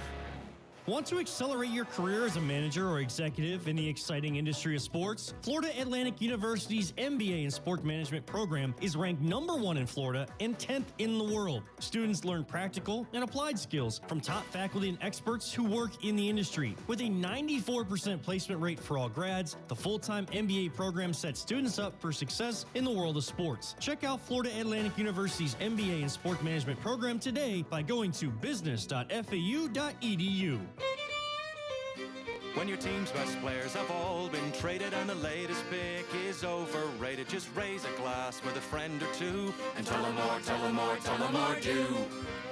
May your team be great and your picks be true, and if it falls apart, you'll know what to do. Just raise a glass with a fan or two and tell them more, tell them more, tell them more do. It's a crazy world, so what do? You tell them more, tell them more, tell them more do. Hey! Tullamore Dew Irish Whiskey, imported by William Grant & Sons, Inc. What if every use of your debit card turns spare change into something meaningful, like growing your savings and supporting local community causes? With Flagler Credit Union's Impact Checking with Everyday Change, your spare change can have big impact. Each transaction can be rounded up to grow your savings and support nonprofits that provide meals, shelter, and essential services locally. Make an impact in your life and in your community. Open your Impact Checking account today. Insured by NCUA, official credit union of Florida Atlantic University Athletics. The Pink Smoke is taking over South Florida. Listen to Lionel Messi, Luis Suarez, Sergio Busquets, and Jordi Alba and Inter Miami in their pursuit of an MLS Cup all season long right here on ESPN 106.3. Messi, left foot, in on Guzan, tips it up and over, it's a goal! Lionel Messi is on the board! Listen to it all on the ESPN South Florida app, brought to you by PNC Bank, Audi, and Lytle, Ryder, Smith, Ivy, and Fronrath. Hey, Steph Prince here, General Manager of ESPN West Palm, to tell you about a team that has meant a lot to me and this community for a long time. Bob and the team at Bradley Heating and Air Conditioning have been helping me stay cool for years, whether at home or in the office. And living in South Florida with 3 kids, I don't know what I'd do without them. Family owned and operated, serving Royal Palm Beach and beyond since 1980. Let the knowledgeable and trained team at Bradley help you with your residential and commercial needs, installation, repair, seasonal maintenance, upgrades of all makes and styles and models of HVAC equipment, and so much more. Bradley Heating and Air Conditioning does things right the first time and makes the process smooth, stress-free, and most importantly, keeps you cool. Give them a call at 561-793-7497. That's 561-793-7497 or BradleyAir.com. Any need, big or small, trust the amazing team at Bradley Heating and Air Conditioning. Anajar and Levine. Call 1-800-747-FREE. That's 1-800-747-3733. ESPN 106.3. WESP Jupiter, a Good Karma Brands radio station. The following is a paid program. Advice and opinions expressed during this program are solely that of the hosts or guests of this program and not of ESPN 106.3 or Good Karma Brands. Yeah, here we go! 2 hours are not enough. And that'll do it for regulation. Welcome to the 5th quarter, presented by Hard Rock Bet. Take this one to overtime. Russo and Rizzo bring you the stories, the takes, and the breakdowns that go beyond the final whistle. We head into overtime. The 5th quarter starts now. The 5th quarter presented by Hard Rock Bet on ESPN 106.3, the first one of fall, 22nd of September 2025.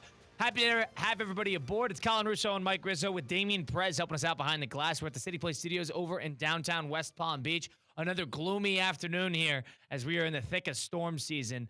It is. You know what's going to happen, right? It's going to start pouring here in about 5 minutes. No. In an hour, when we're walking to the parking garage, it's going to start pouring rain. That's how it goes. That's what happened at the Miami UM game, which we were at Hard Rock Stadium. Right when we wanted to leave, that's when the downpour started. So you're getting burned. And there, you saw it a little bit in the broadcast, but, I didn't go into the game. So I'm sitting there underneath this, tent, and I just got the game broadcast on my phone. Why didn't you go into the game? You're getting because I wanted to watch the other games, too. And you have to make decisions when you are doing it. I didn't realize how late we were going to be staying. No, I did not. Let me get this straight. You thought you were going home with Christina Costanza after the specialty programming. She was driving me, yes, and we had to hang around longer than I actually thought. And she went into the game. She did not go into the game. No. And you hung out outside in a tent at somebody's tailgate. Incorrect. Nobody went into the game. Did you get a plate of food? No, the thing is, the game would end at 11. I wanted to watch. I thought Indiana-Illinois would be a better game. Oh, and then I also, the South Carolina-Missouri game was very good. So I was bouncing around between that. You can't, if you're going into the game, you're staying for the game, right? And I didn't think the game was going to be that good. The game wasn't that good.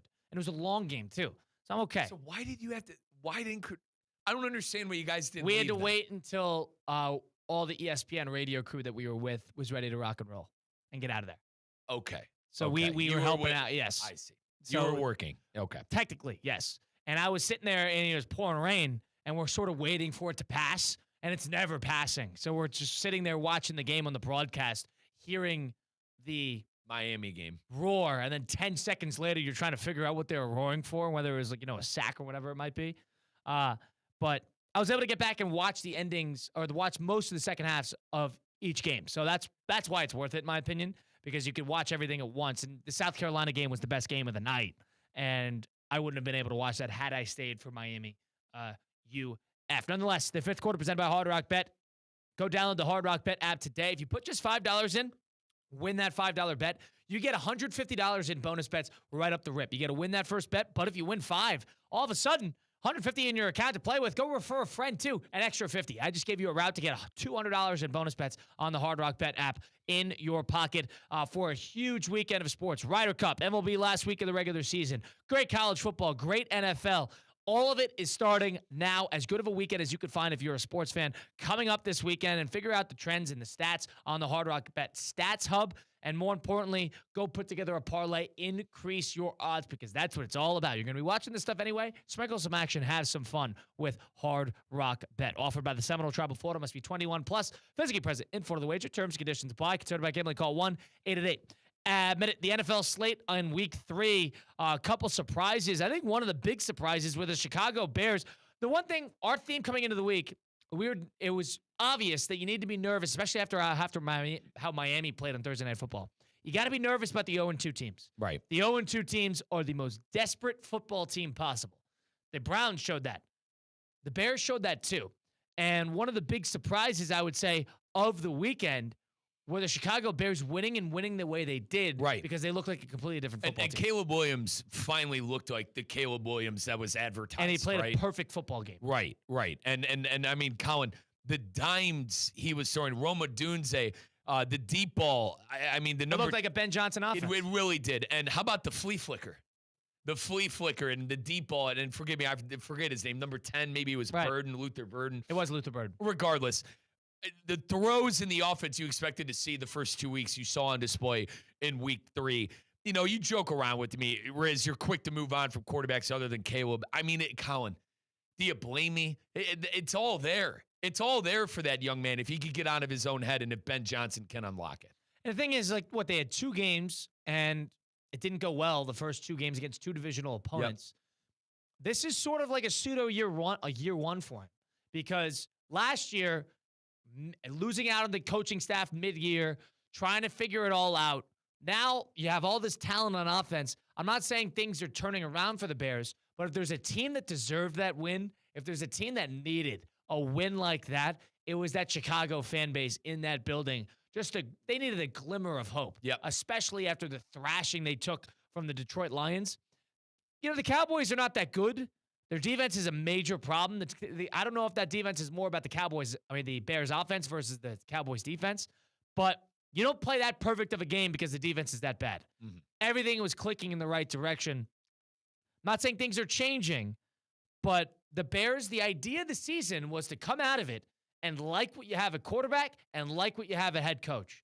If you can walk out of the season with a competitive group, no playoffs, doesn't even need to be playoffs, and you like the coach and you like the quarterback and you like the position that you're in, that is by far the biggest win that franchise can take. Agreed. And to simplify it even more, if you know you have the head coach and the quarterback, you're good. That's really it. If you know you have the head coach and the quarterback, you're solid. And I could argue, even if Williams played bad this year, you were still going with them into year 3 anyway. Absolutely. So, and I also want to shout out the Bear defense. Scoreless. Much better. Scoreless in the second half. Played much better. Cowboys were scoreless in that second half. Didn't put up a point. Now, the Bears only put up 7, but that's really all they needed because the defense was stepping up and making big plays. But I do think Ben Johnson and Caleb getting kind of that monkey off of their back and getting that first win of the season at home in front of the home fans too, very, very big. And against one of the more pulverizing teams in the world. I mean, Dallas Cowboys are one of the most recognizable brands in the world. And they took them to school, straight up. Took them to school. And they fall to 1-2. That's a good point. If we can flip this over to the Cowboys, they got their victory lap in week 1 now where they losing, went 0-1. And you're losing CeeDee Lamb for 4 weeks now. Didn't look good against the Giants. Let's call a spade a spade. They gave a 450 to Russell Wilson, who looked like a JV quarterback again in a National Football League game. All of a sudden, that momentum that the Cowboys really had after that Eagle game, the next 2 weeks is just completely gone. And they have a rookie head coach. Their Dak's going nowhere. He's under a contract, but Dak's not the problem either. Agreed. But you know how this league is. And you know how fan bases are. It's always the quarterback and the head coach's fault. So I think that pressure is mounting already in Dallas and everything that happened with Jerry and Micah and that ugly situation. But it's I said before the year, I think the Cowboys would be a pretty decent team. I'm still there. They need a running back. I think that's the biggest secret, and it's not a secret, but you get what I'm saying. That's the biggest thing is they need someone other than Javonte Williams and Miles Sanders. How many times is a running back going to put the ball on the ground and not make a big play? The Eagle game, it was Miles Sanders not being able to outrun Zach Bond. Yeah, it's not a well-rounded team. And then the first series, you get a huge play on second down. The first series, you get the ball and you put the ball on the floor. You fumble. And that completely changes the momentum of the game. So, small things like that, too, I think, for the Cowboys to go a long way. And this coming week is the Micah Parsons return game. Packers-Cowboys. Packers coming off a terrible loss on Sunday Night Football. And if that Cowboy defense plays anything close to what it played at in the level the last 2 weeks, outside of that Eagle game where they actually showed you a little guts, if they show you anything like what we saw the last 2 weeks, the Packers are going to win handedly. Right. And that is the game where the Cowboys would start to think a little reflectively after the fact, because if they're sitting there at 1-3, Packers walk away at 3-1, and you're sort of on the outside looking in in your division, number one. Number two, your playoff aspirations really take a dwindle. That's where you start to think about the direction of the Cowboys and what next, because you got the new head coach. And honestly, you can't get a read on him yet. It's way too early. You like Prescott. Prescott's going to be hanging around. There's no doubt about that. Lamb's going to be hanging around. But you got sort of a sour taste in your mouth from all this offseason drama. Yeah. And this has been as bad as it's ever been. You look from here, you're like, what are they going to do? Are they going to tear up free agency? No, they've been spending all their money elsewhere in free agency. What is the next move? And the game against the Bears is a demoralizing loss. It is, and they didn't sack Caleb Williams one time. They did not sack him at all. And Colin, I'm shooting from the hip here. But Caleb was historically last year one of the most sacked quarterbacks in NFL history. Times. And you didn't get him one time. And I know, listen, I'm not sitting here saying, I'm one of the lone people who actually understands the Micah Parsons trade. But when you trade a guy like that, you're going to have to deal with the repercussions of it, right? You're going to have to deal with not sacking the most sackable quarterback arguably in NFL history in Caleb Williams over the last year and a half.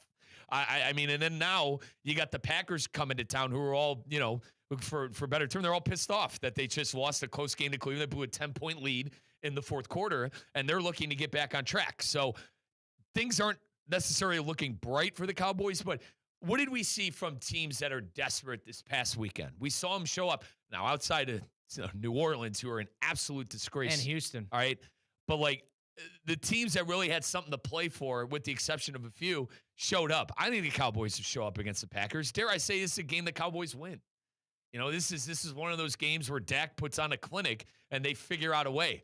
And not to get too ahead, not to put the cart in front of the horse too much, Kyle, because we're talking about the boys and the Bears, but like, Jordan Love, is he gonna look like the Jordan Love that you saw in the playoffs 2 years ago in Jerry World? And what we've noticed, go ahead, finish. Or is he gonna look like the Jordan Love we saw against the Browns in the fourth quarter? And what we've noticed about Jordan Love is if they start out fast, and if Jordan Love is the guy you want if you want to play from ahead and you want to really play comfortably and like there's no issues. If you're playing with a drive, ticky-tack, this is if the importance rises, you start to get more nervous about Jordan Love.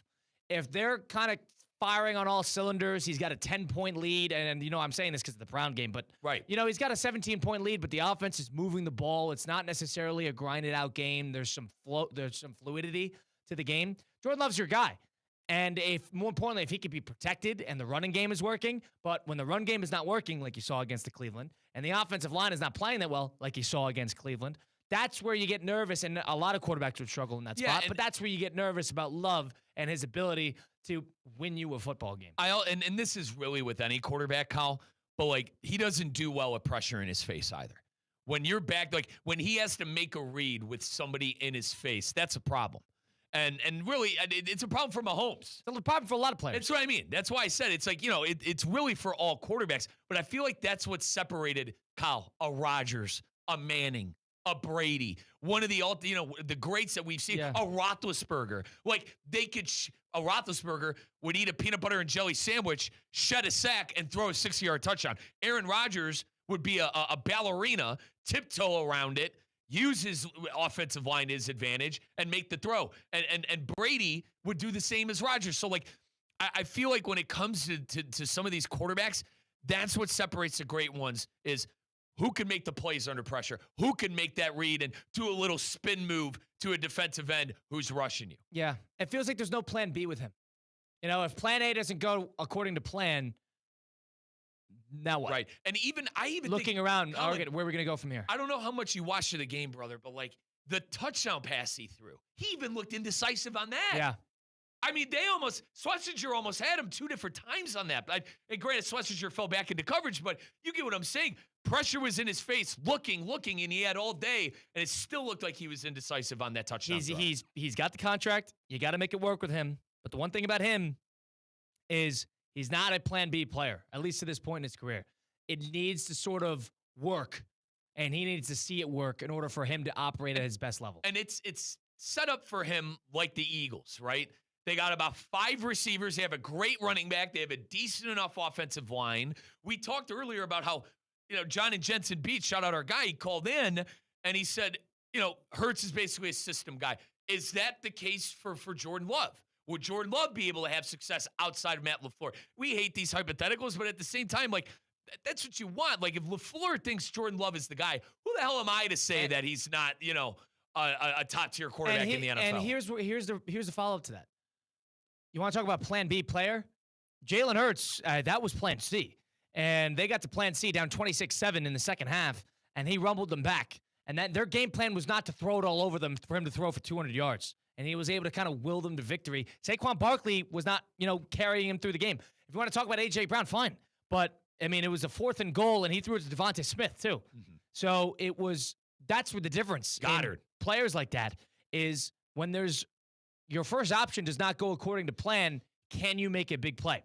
Justin Herbert, a big knock in his career was he wasn't able to make that big play. What did he do at the end of the Denver game? He evaded a huge sack and was able to make an unreal throw to Keenan Allen to basically win the game. Yep. Those are the types of plays that you need to see more from Jordan Love, I feel like, in the foreseeable future, is if this team is going to be a 12-13 win team, you're going to play close games, and you're going to have opportunities where you're going to be down early, and you're going to need to figure out something that's not going to go according to plan A. He needs to show you that he could adjust and operate than not what the Matt LaFleur initial plan was. That's my just initial feel watching him. And I think, and we've seen him do it, but like the consistency level. Can you do it week in and week out?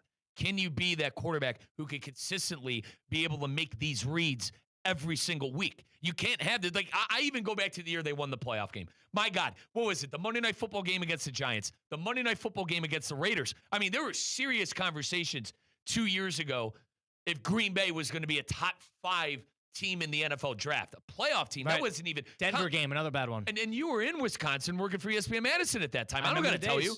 I remember. I mean, my God, the questions were: are they going to be a top 5 pick in the draft? And is Jordan Love, is he going to last a year? Is he even going to last a year being the Green Bay Packer quarterback? I still think to this day the Packers jumped on the contract because they wanted to admit they were right and whatever, and that's fine. But like realistically, they should have let Love do a true contract year again after that following year. But who am I to tell one of the greatest teams of all time and greatest run organizations of all time? You're talking to a miserable Brown fan here who's a quarterback hell. Like, who am I to tell these people how to treat a quarterback and how to pay a quarterback? But here's the thing. Like, they played 8 pretty perfect quarters up leading into this game. And you can make an argument that the defense played another 4 excellent quarters. Offensively, they probably had 2.5, 3 bad quarters of football. Yeah. And they're looking at 2-1. They're still in a great position. They've already won divisional games. They're in a good spot. And looking ahead, I don't think every time the Packers sort of, trip up their feet, we should just start calling into question the validity of the quarterback. But they need to show you that they could win off script. That's just the one thing about that. Let's think about it, though. Like, I disagree with you with the quarterback thing because, like, that's what they need. They have everything else, right? Granted, could the receivers be better? Maybe. Could the stuff around Love be better? Maybe. But, like, elite defense, elite pass rusher, great corners. Right, but here's my fight back is, like, what are you going to do? You have to sign him to the contract. Like, he did. They're stuck with them. This is your starter. That's on what I'm saying, it's on the organization. But you're also alluding to the fact that it's a mistake. We don't know whether it's a mistake yet. Agreed. And this year will tell, right? This year will tell. True litmus test. Because you had the game 1 in Cleveland.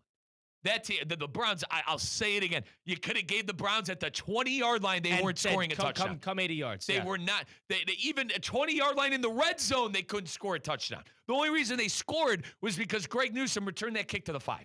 Yep. That's it. You had that game 1. The quarterback played you out of the game. He did.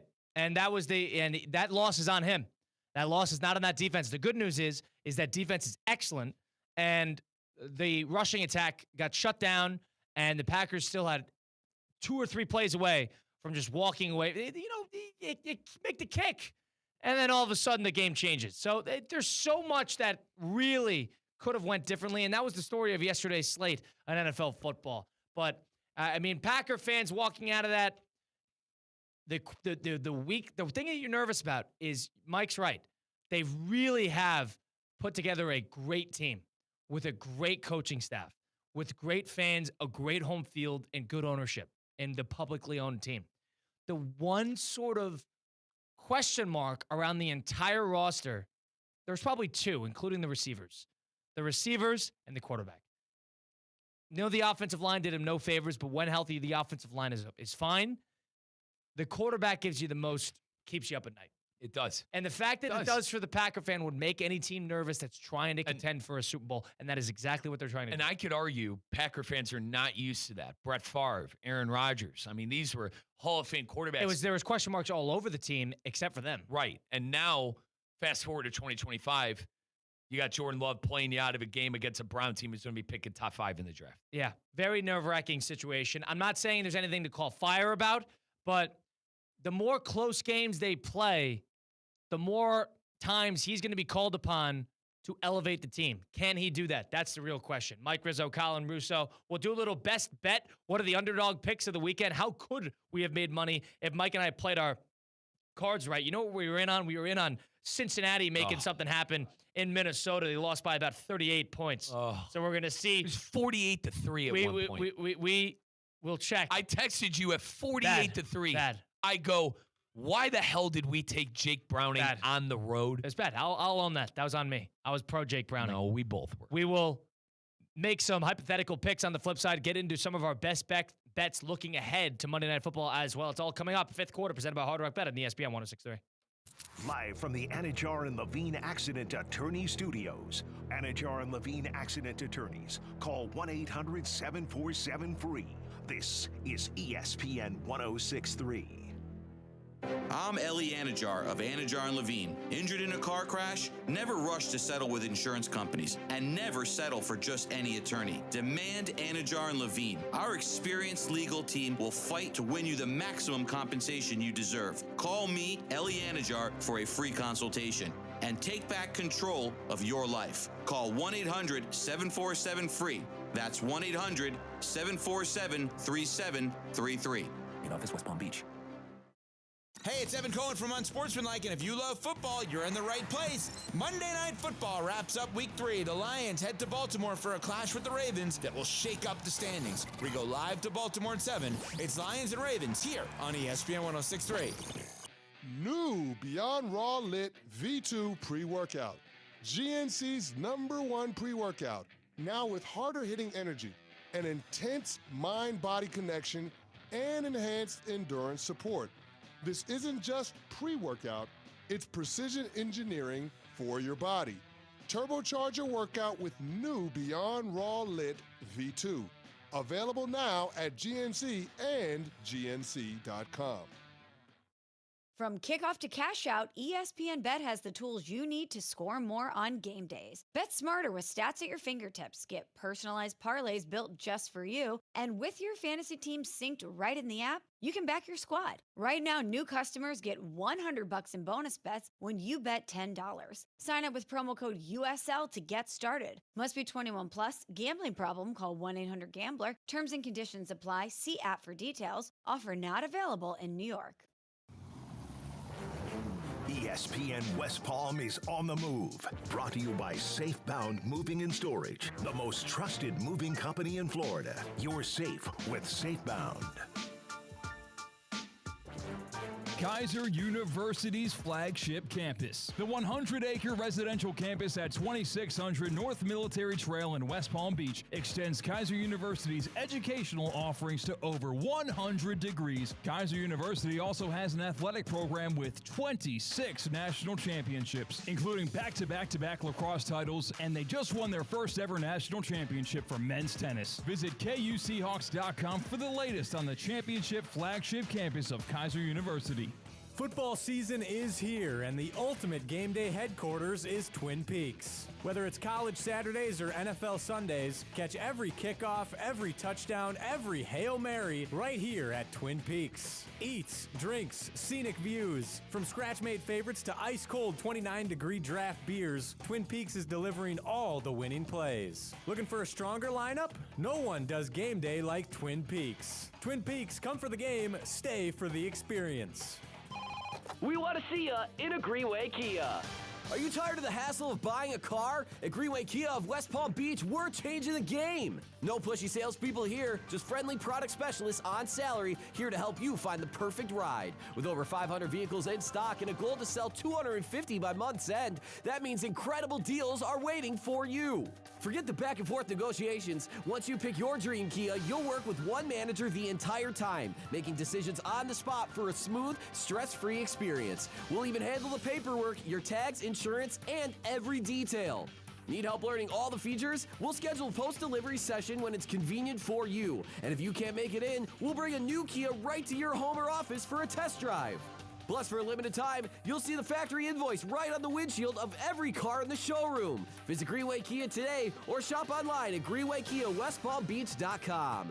We want to see ya in a Greenway Kia.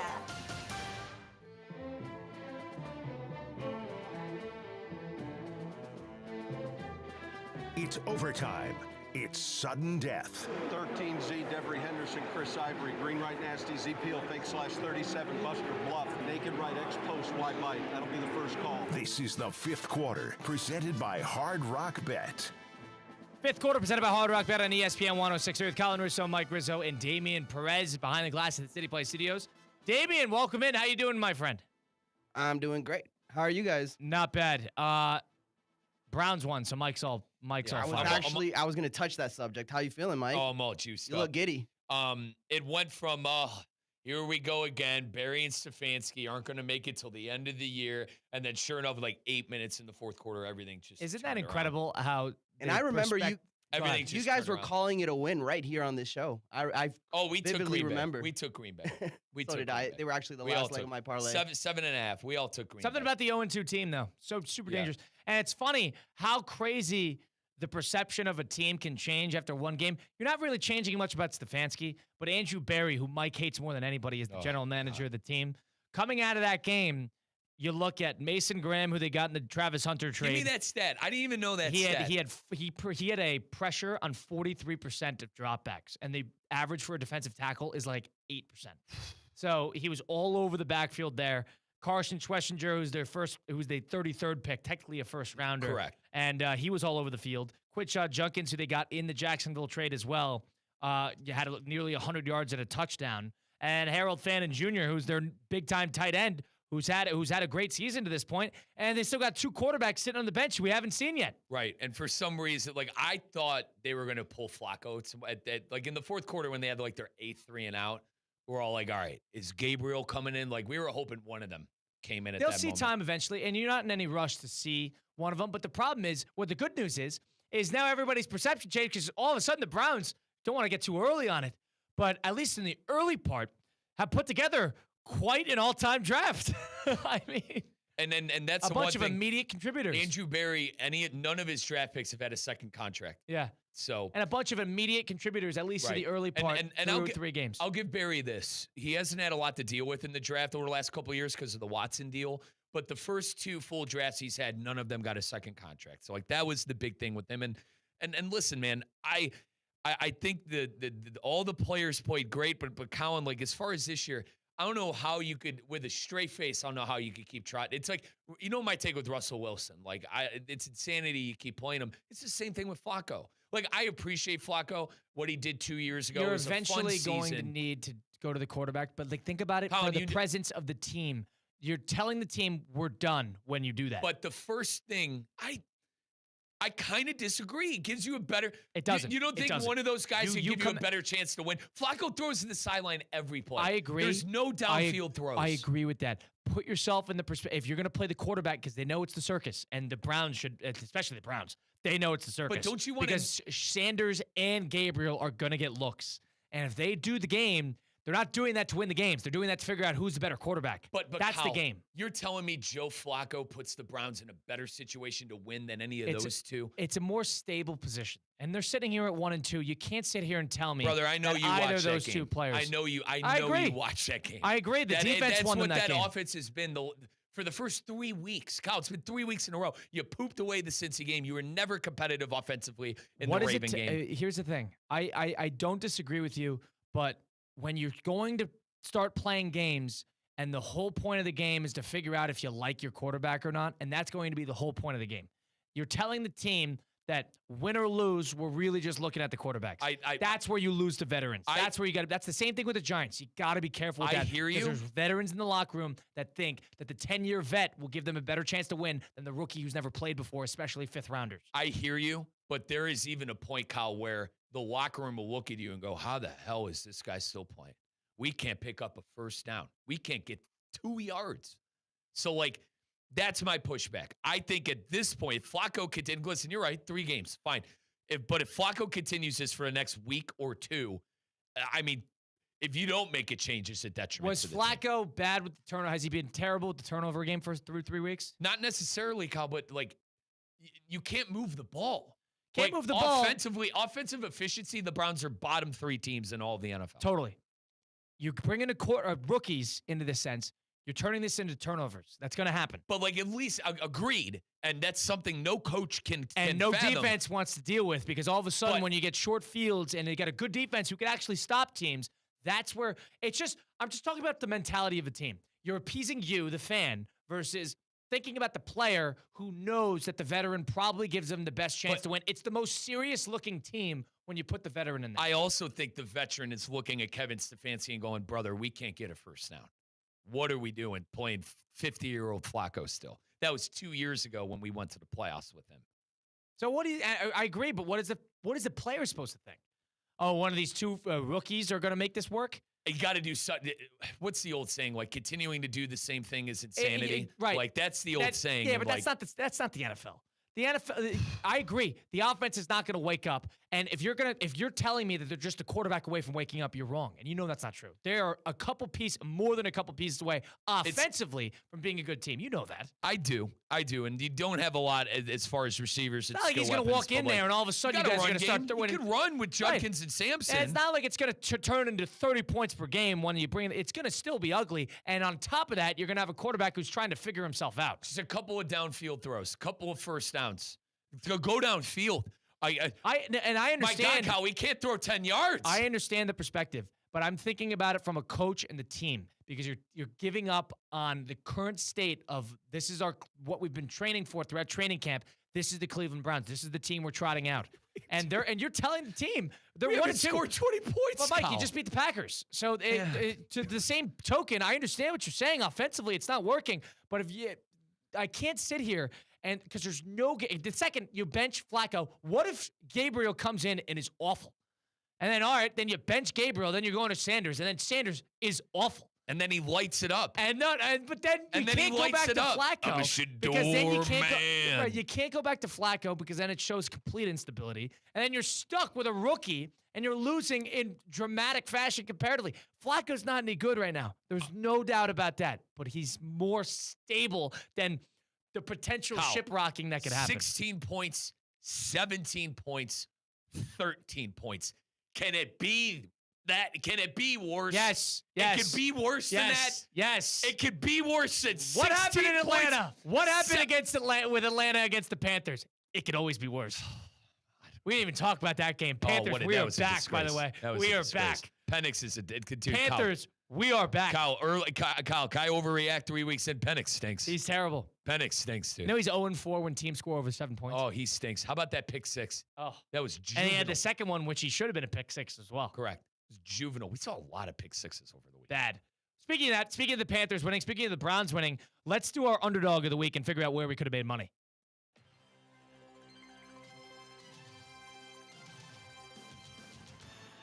All right, if Mike and I were smart this weekend, this is what we would have done in terms of a parlay. Let's start the college side. I don't know how we didn't look at that Maryland-Wisconsin game.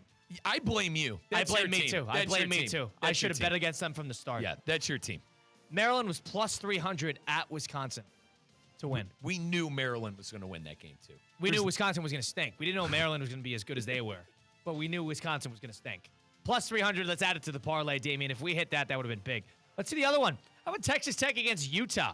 Texas Tech was not favored going into the game, and that was sort of, Mike and I talked about it, the game? Like, we don't really know either of these teams. Right. And what I can say at this point after watching that game is Tech is pretty good, but both teams have a lot of issues in terms of turning the ball over. We should have trusted the oil money that I was telling you about before the year. The thing Texas is, Tech gets you in the conversation. Right, and they didn't even start lighting it up offensively until the backup came in. Yeah, Morton went down, and then the backup brought in comes Will in. Hammond, and they said it on the broadcast, Texas Tech always has somebody waiting to rip it, and they're exactly right. 34-10, they won that one over Utah, and Texas Tech was plus 140. Damien, add plus 140 to the parlay. Added. And NFL, the Browns, oh my God. 320. Plus 320 to win that game. Wow. That would have been the big one time my bias doesn't, leak into the show. Panthers were plus 180 to beat the Falcons in their building, too. And hang on. Before the year, both of us looked at each other and said we were down on the Falcons. Yeah, too. but you would never have allowed us to bet the Panthers. You're probably right. You would have never Bryce allowed Young, that. You're down on the Panthers. You would have I never am allowed down that. on the Panthers. You would have never allowed that. But that would have won us the week because they were plus 4.5. Somehow on cover 5 where we get lightning bets, so every point is a point. We would have won the week. We'll do it later. How about this? Our cover 5 bets. Once again, we were on the biggest loser of the weekend. Second week in a row. Unbelievable. We took the Jets when they got destroyed by the Bills. No. Third week in a row. We took the Dolphins when they got destroyed by Indianapolis. We took the Jets when they got destroyed by the Bills. Yeah. And we took the Bengals. Damien, it was 48-3. It was 48-3. The Vikings were on top of the Bengals. Oh, boy. Browning. 48-10 final score. Walking turnover, Jake Browning. Terrible. Anyway. So if we took that game, and then if we took the The Bears, too. The Bears are only plus 105 But in their still, building, at home. Like, at home against All right, Damien, Bears, what do we have? So with the Bears, a 5-leg parlay, and if we risk $10, the payout was $2,304.37. We could have gotten a couple of those. Stop it. Hindsight 2020. Should have got all of them. We should've got Anti-Wisconsin is their biggest miss. We should have got all of them. You would never have allowed I should have bet Panthers. the Browns. Browns is fair. I should have bet the Browns, and we should have bet the Browns and the Panthers. We would have never allowed that. I would have never we allowed should the have Browns. bet the You would Bears. have never I allowed fell the into the Panthers. Bear trap. My God, I talked Bears for 3 years. What the hell was I thinking? That's the Theme Magic and Mojo. And then Panthers, you took their over. You should have trumped me on that. You should have trumped me on You that. would have never allowed us to bet I don't the Panthers. dude, I've told you, and I got yelled at by you because, granted, do I move on from quarterbacks too fast? Fine. It's in my nature. But Penix stinks, dude. I mean, that guy stinks. A lot of problems. I probably could have been, He was brought terrible around. in the game. Oh Terrible my in the game. God. And he was even bad against the Vikings when they Miserable. were running the ball all over them on Sunday Night Colin, Football. dare I say, that guy has not had a good NFL game yet. No. He had like two interceptions, like two touchdowns last year in like 6 games. Very bizarre. How about that? The Falcons go from having, they're in a great situation at quarterback. They have Kirk Cousins and Michael Penix waiting. Hey, Kyle, you there? That team needs a quarterback. The old saying, and when you have 2 quarterbacks, you have none. That team needs a quarterback, guys. That would have been a big underdog pick. Oh my God, I just, the thing I can't get over is the Bengals. And like, you blame yourself, but that was all me because I was pro Browning. You were not pro Browning. That's fine. But We got still, burned mate. there, dude. 48-10. Nobody could have predicted that. Oh my God. Dude, it's like Carson Wentz didn't even do anything. Like, I have Justin Jefferson. You look at that game and go, man, JJ must have caught like Carson 3 Wentz. touchdowns. It was all They didn't even defensive do touchdowns. anything. It was all defensive touchdowns. Bro, the strip, I don't even know how to explain the punch out touchdown. It wasn't even a strip. Like, I call it a punch out touchdown. Forgive me, I forget the name of the DB. He punched the ball out, is on the ground, and realizes the ball is on his chest, picks it up for 6. Yeah. And then they had the Harrison Smith interception. That was a pick 6. God. Oh, my God. Oh, my God. Jamar Chase playing like garbage, like Chase Brown playing like garbage. Hey, Kyle, that team stinks. Yeah, I like that under going into the year. See, the thing is, I was trying to sell you on them still going 11-6 or 10-7. No. And then we watched that. I think I'm out. That team stinks. Yeah, they're lucky. My buddy Gomer that told team's me. bad. My buddy Gomer texted me. He goes, Riz, they're lucky not to be 0-3. They should have lost Jacksonville, and the fact they didn't lose to Cleveland was a gift from God. That's another point that to be made. The Cleveland was right there against Cincinnati too. But like the Vikings stunk too, though. Like, they equally were bad winning these. I mean, J.J. McCarthy. I guess you could call this the stinky segment because J.J. McCarthy stinks too. But right? see, the thing is you can't get a read on that. Now, the Vikings go to Dublin to take on the Steelers. If Wentz can put together a good performance, and 2 or 3 weeks from now, they go 2-0, 3-0, 3-1, 2-1, they're going to have a decision to make. There are a lot of weird teams. The Steelers are a weird team. Weird team. I do not. And they probably they should have lost to the Oh my God, Patriots Vrabel too. was all-time bad. Yeah. How bad was Vrabel in that game? And listen, you know I love Vrabel. And he didn't make the right adjustments because they had a bunch of running backs in who couldn't stop fumbling. They had 5 had 7 straight drives in the second half that got inside Steeler territory, and they got nothing out of it. Give the ball to. You drafted Trevion Henderson in the second round. They Give him didn't play the ball. They didn't play him because he missed a bunch of pass blocks in week 2. Give him the ball, man. That was a joke. I agree. And Drake May played a good game. If somebody, Michael Penix stunk, J.J. McCarthy up and down, Drake May and Jaden Daniels was hurt. Drake May and Caleb Williams played well.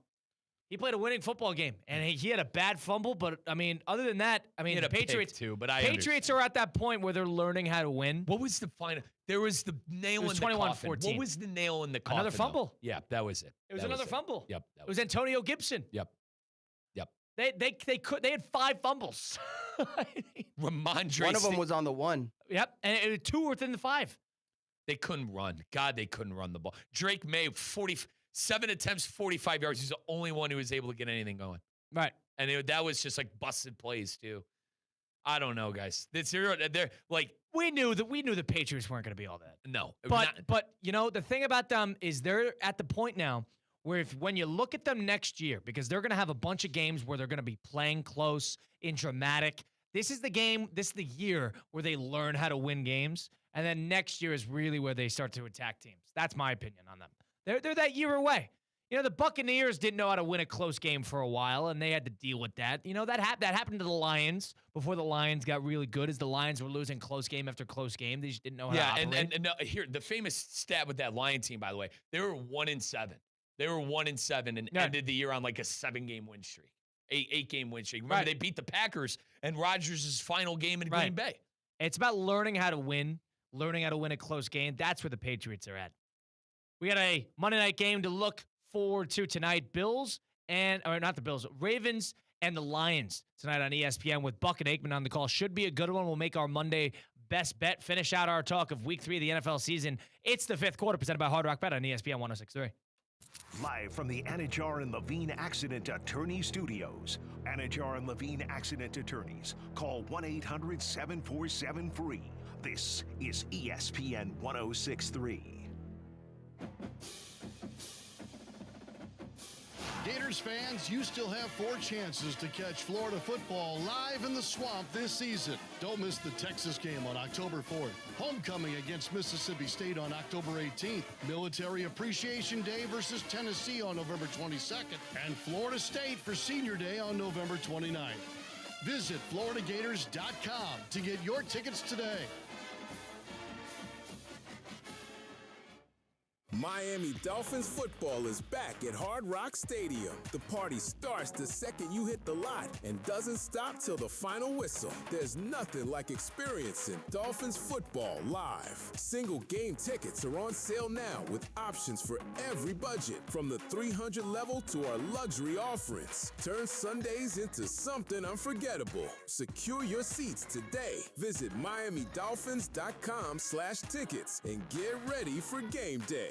Good Greek moving and storage. Your superhero movers. Does your business leave a lasting impression? Attractive, eye-catching signs help you stand out from the crowd and create a strong brand identity. Our team at Signorama West Palm are experts in helping your business get noticed and get effective signage in front of your potential customers. Our team can turn your blank windows or plain vehicles into money-making branding machines by drawing customers' attention to your business. So if you're looking to leave that lasting impression, call us 561-687-7993 or visit SignoramawPB.com. Good Karma Brands is proud to be an equal opportunity employer. Our policy is to provide equal opportunity employment, development, and advancement to all current and potential teammates. If you are an organization that wants to learn more about careers with Good Karma Brands, please email careers@goodkarmabrands.com. Fall is here, and the flavors of the season are waiting for you at DQ Grill & Chill. Treat yourself to the new Maple Cookie Milkshake. DQ's world-famous soft serve blended with maple cookie crumble and real milk. It's the sweet taste of fall in a cup, but only for a limited time. And don't forget the blizzards of the month, pumpkin pie and caramel toffee cookie. Stop by DQ Grill & Chill today with 2 convenient locations, 4828 Lake Worth Road and US 1 just south of North Lake. Fall tastes better at DQ.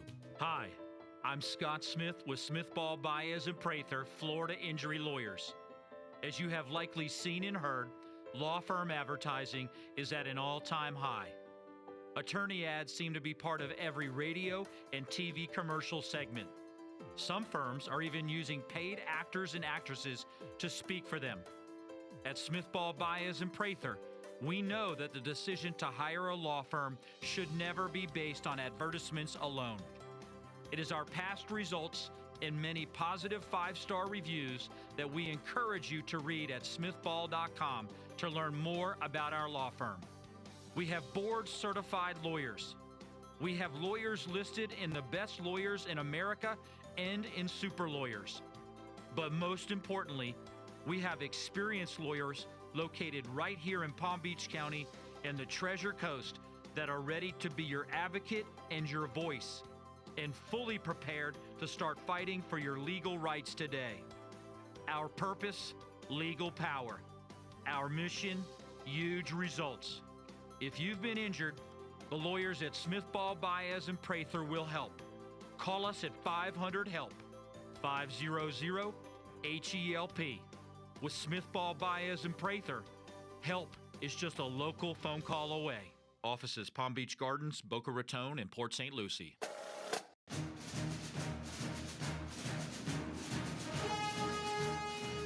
Overtime continues.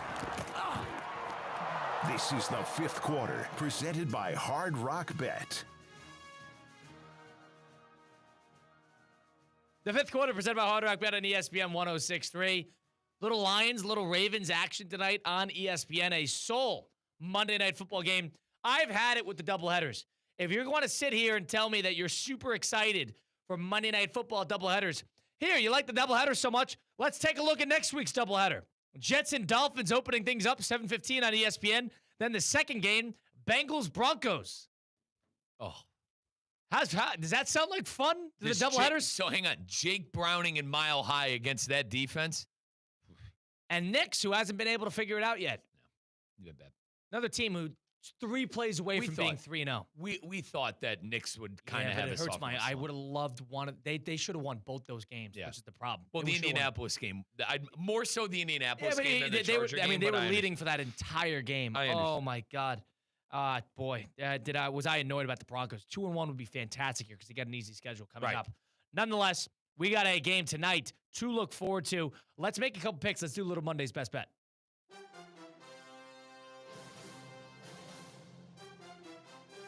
All right, Mike. Monday Night Football tonight. Lions are plus 4.5. The over-under is 54. Ravens are at home here. Both sitting at 1-1. This is a tricky game to read. It is because the Lions are coming off looking like a juggernaut against the Bears. And there's going to be scoring, which is why that line is so spread apart. And Baltimore has scored 40 points twice this year already.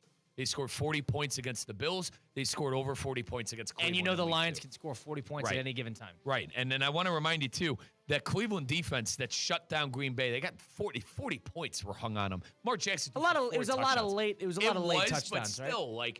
Lamar threw for 4 touchdowns in the game. And he ripped them apart, yeah. I lean Baltimore. I do.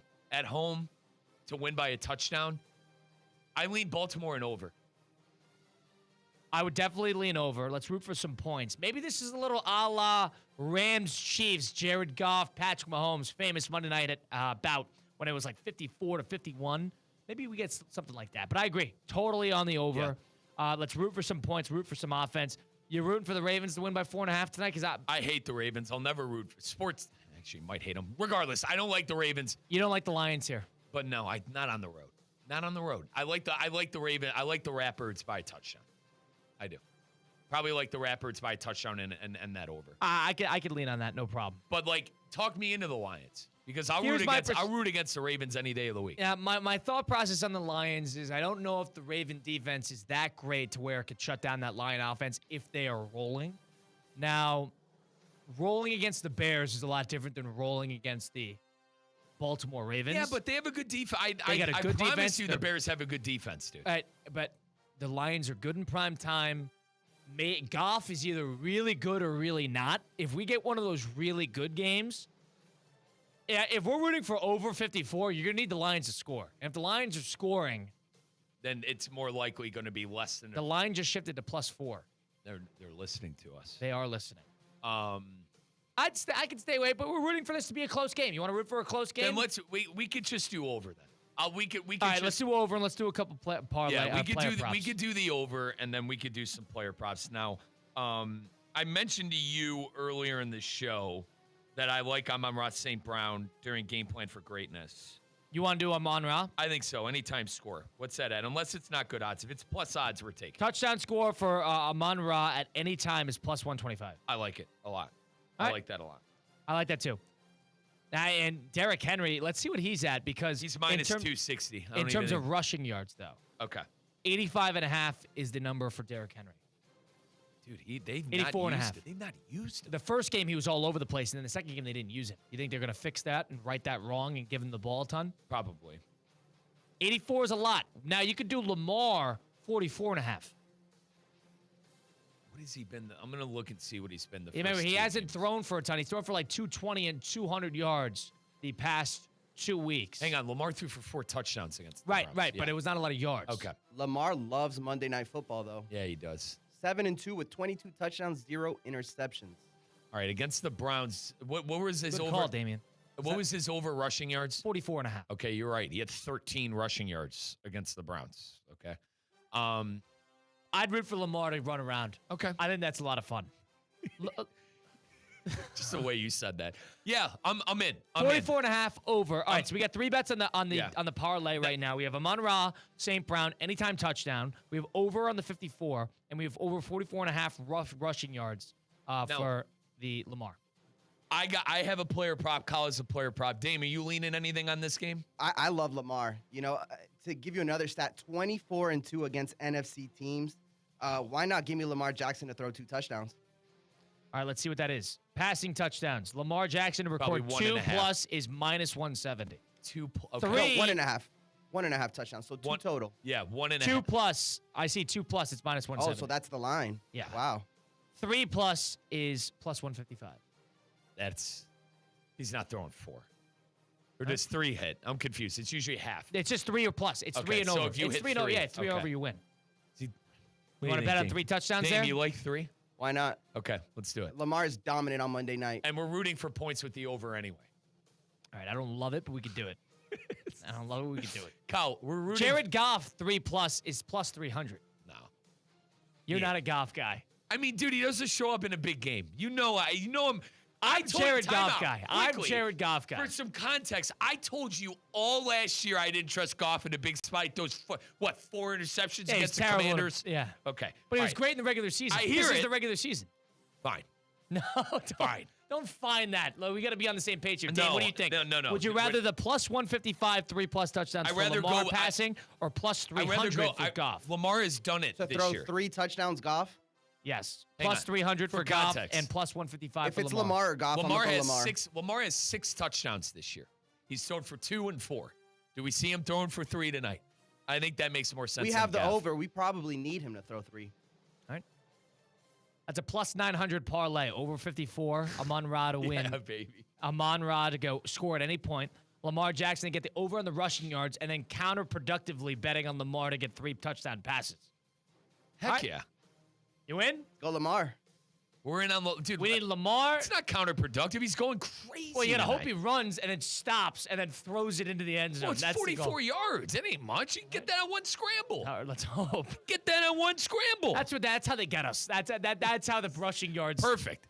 Point totals get us. All right, no problem. Let's do it. Derrick Henry to record 3+ touchdowns. That doesn't work. No, we're not doing that. I was saying you could do like David Montgomery to get 2 touchdowns and get like plus 600 odds there to really spice up the parlay, but that would be probably I'd go Jahmyr Gibbs instead of Montgomery. Yeah, not good odds. Let's stay away from that. I like it. I like where we're at. Plus 900. It's nothing fancy. It's nothing crazy. We only have 1 game. Plus 900. Bet 5 to win 50 on the Hard Rock Bet app. We could go with Khalif Raymond at plus 650. The score? I don't even know who, Khalif Raymond? Yeah. He's one of their 5 receivers. tight ends. Yeah, he's one of their receivers. All right. What's that that Tesla guy? Who? Isaac Tesla. Oh, guy Tesla. Who caught yeah. one-hand. Yeah, he was at a one-handed catch in each game this year. I can't even. They got rid of Tim Patrick because they knew this guy was right there. I can't even find odds for him to catch a touchdown. I do. Plus 375. Oh my. It's higher than I thought. I thought he's not scoring or that's tonight. lower than I thought. Yeah, he won't score. DeAndre Hopkins could score tonight. Plus 300. Should have scored against the Browns. I do think Jameson Williams. I'm betting Jameson Williams, and I'm playing against him in fantasy, and I need Lamar and Jahmyr Gibbs against Jameson Williams, and he's got like a 25-point lead. So we're rooting against Jameson Williams. I think we're out on that, Dame. No J-Mo. No J-Mo. Bad vibe. By the way, fantasy matchups, I want to personally thank Russell Wilson and Brian Dable for not throwing the ball to Malik Neighbors on Sunday Night Football. I don't want to talk about fantasy. Brother, Dame, I was up. So to put this in perspective, half-point PPR up 12 against Malik Neighbors. Dude, Neighbors is like averaging like. Oh, you were shivering, huh? Oh my God, shaking in my boots. And then I realized Kansas City's defense is still elite, and that Russell Wilson still stinks. And I won my fantasy league. 2 catches is unreal. And I won though. it, Colin. I won my fantasy league. He had 2 points, and I won by 10. I couldn't believe it. Unreal. And it wasn't for lack of trying. He was chucking it deep to him every play. And listen, I'm still going to call him this because he's one of us. And I had Maserati Marv put up a stinker, and I still won in fantasy. Yeah, he stinks too. You'll never hear those words come out of my mouth. He stinks. He is not big time. Maserati. More like a used Chevy Tahoe. My friends have been saying a Mazda. A Mazda. with all due respect. Damian Perez, Mike Rizzo, Colin Russo. We'll see you tomorrow, 4 to 6 p.m. right here on ESPN 106.3.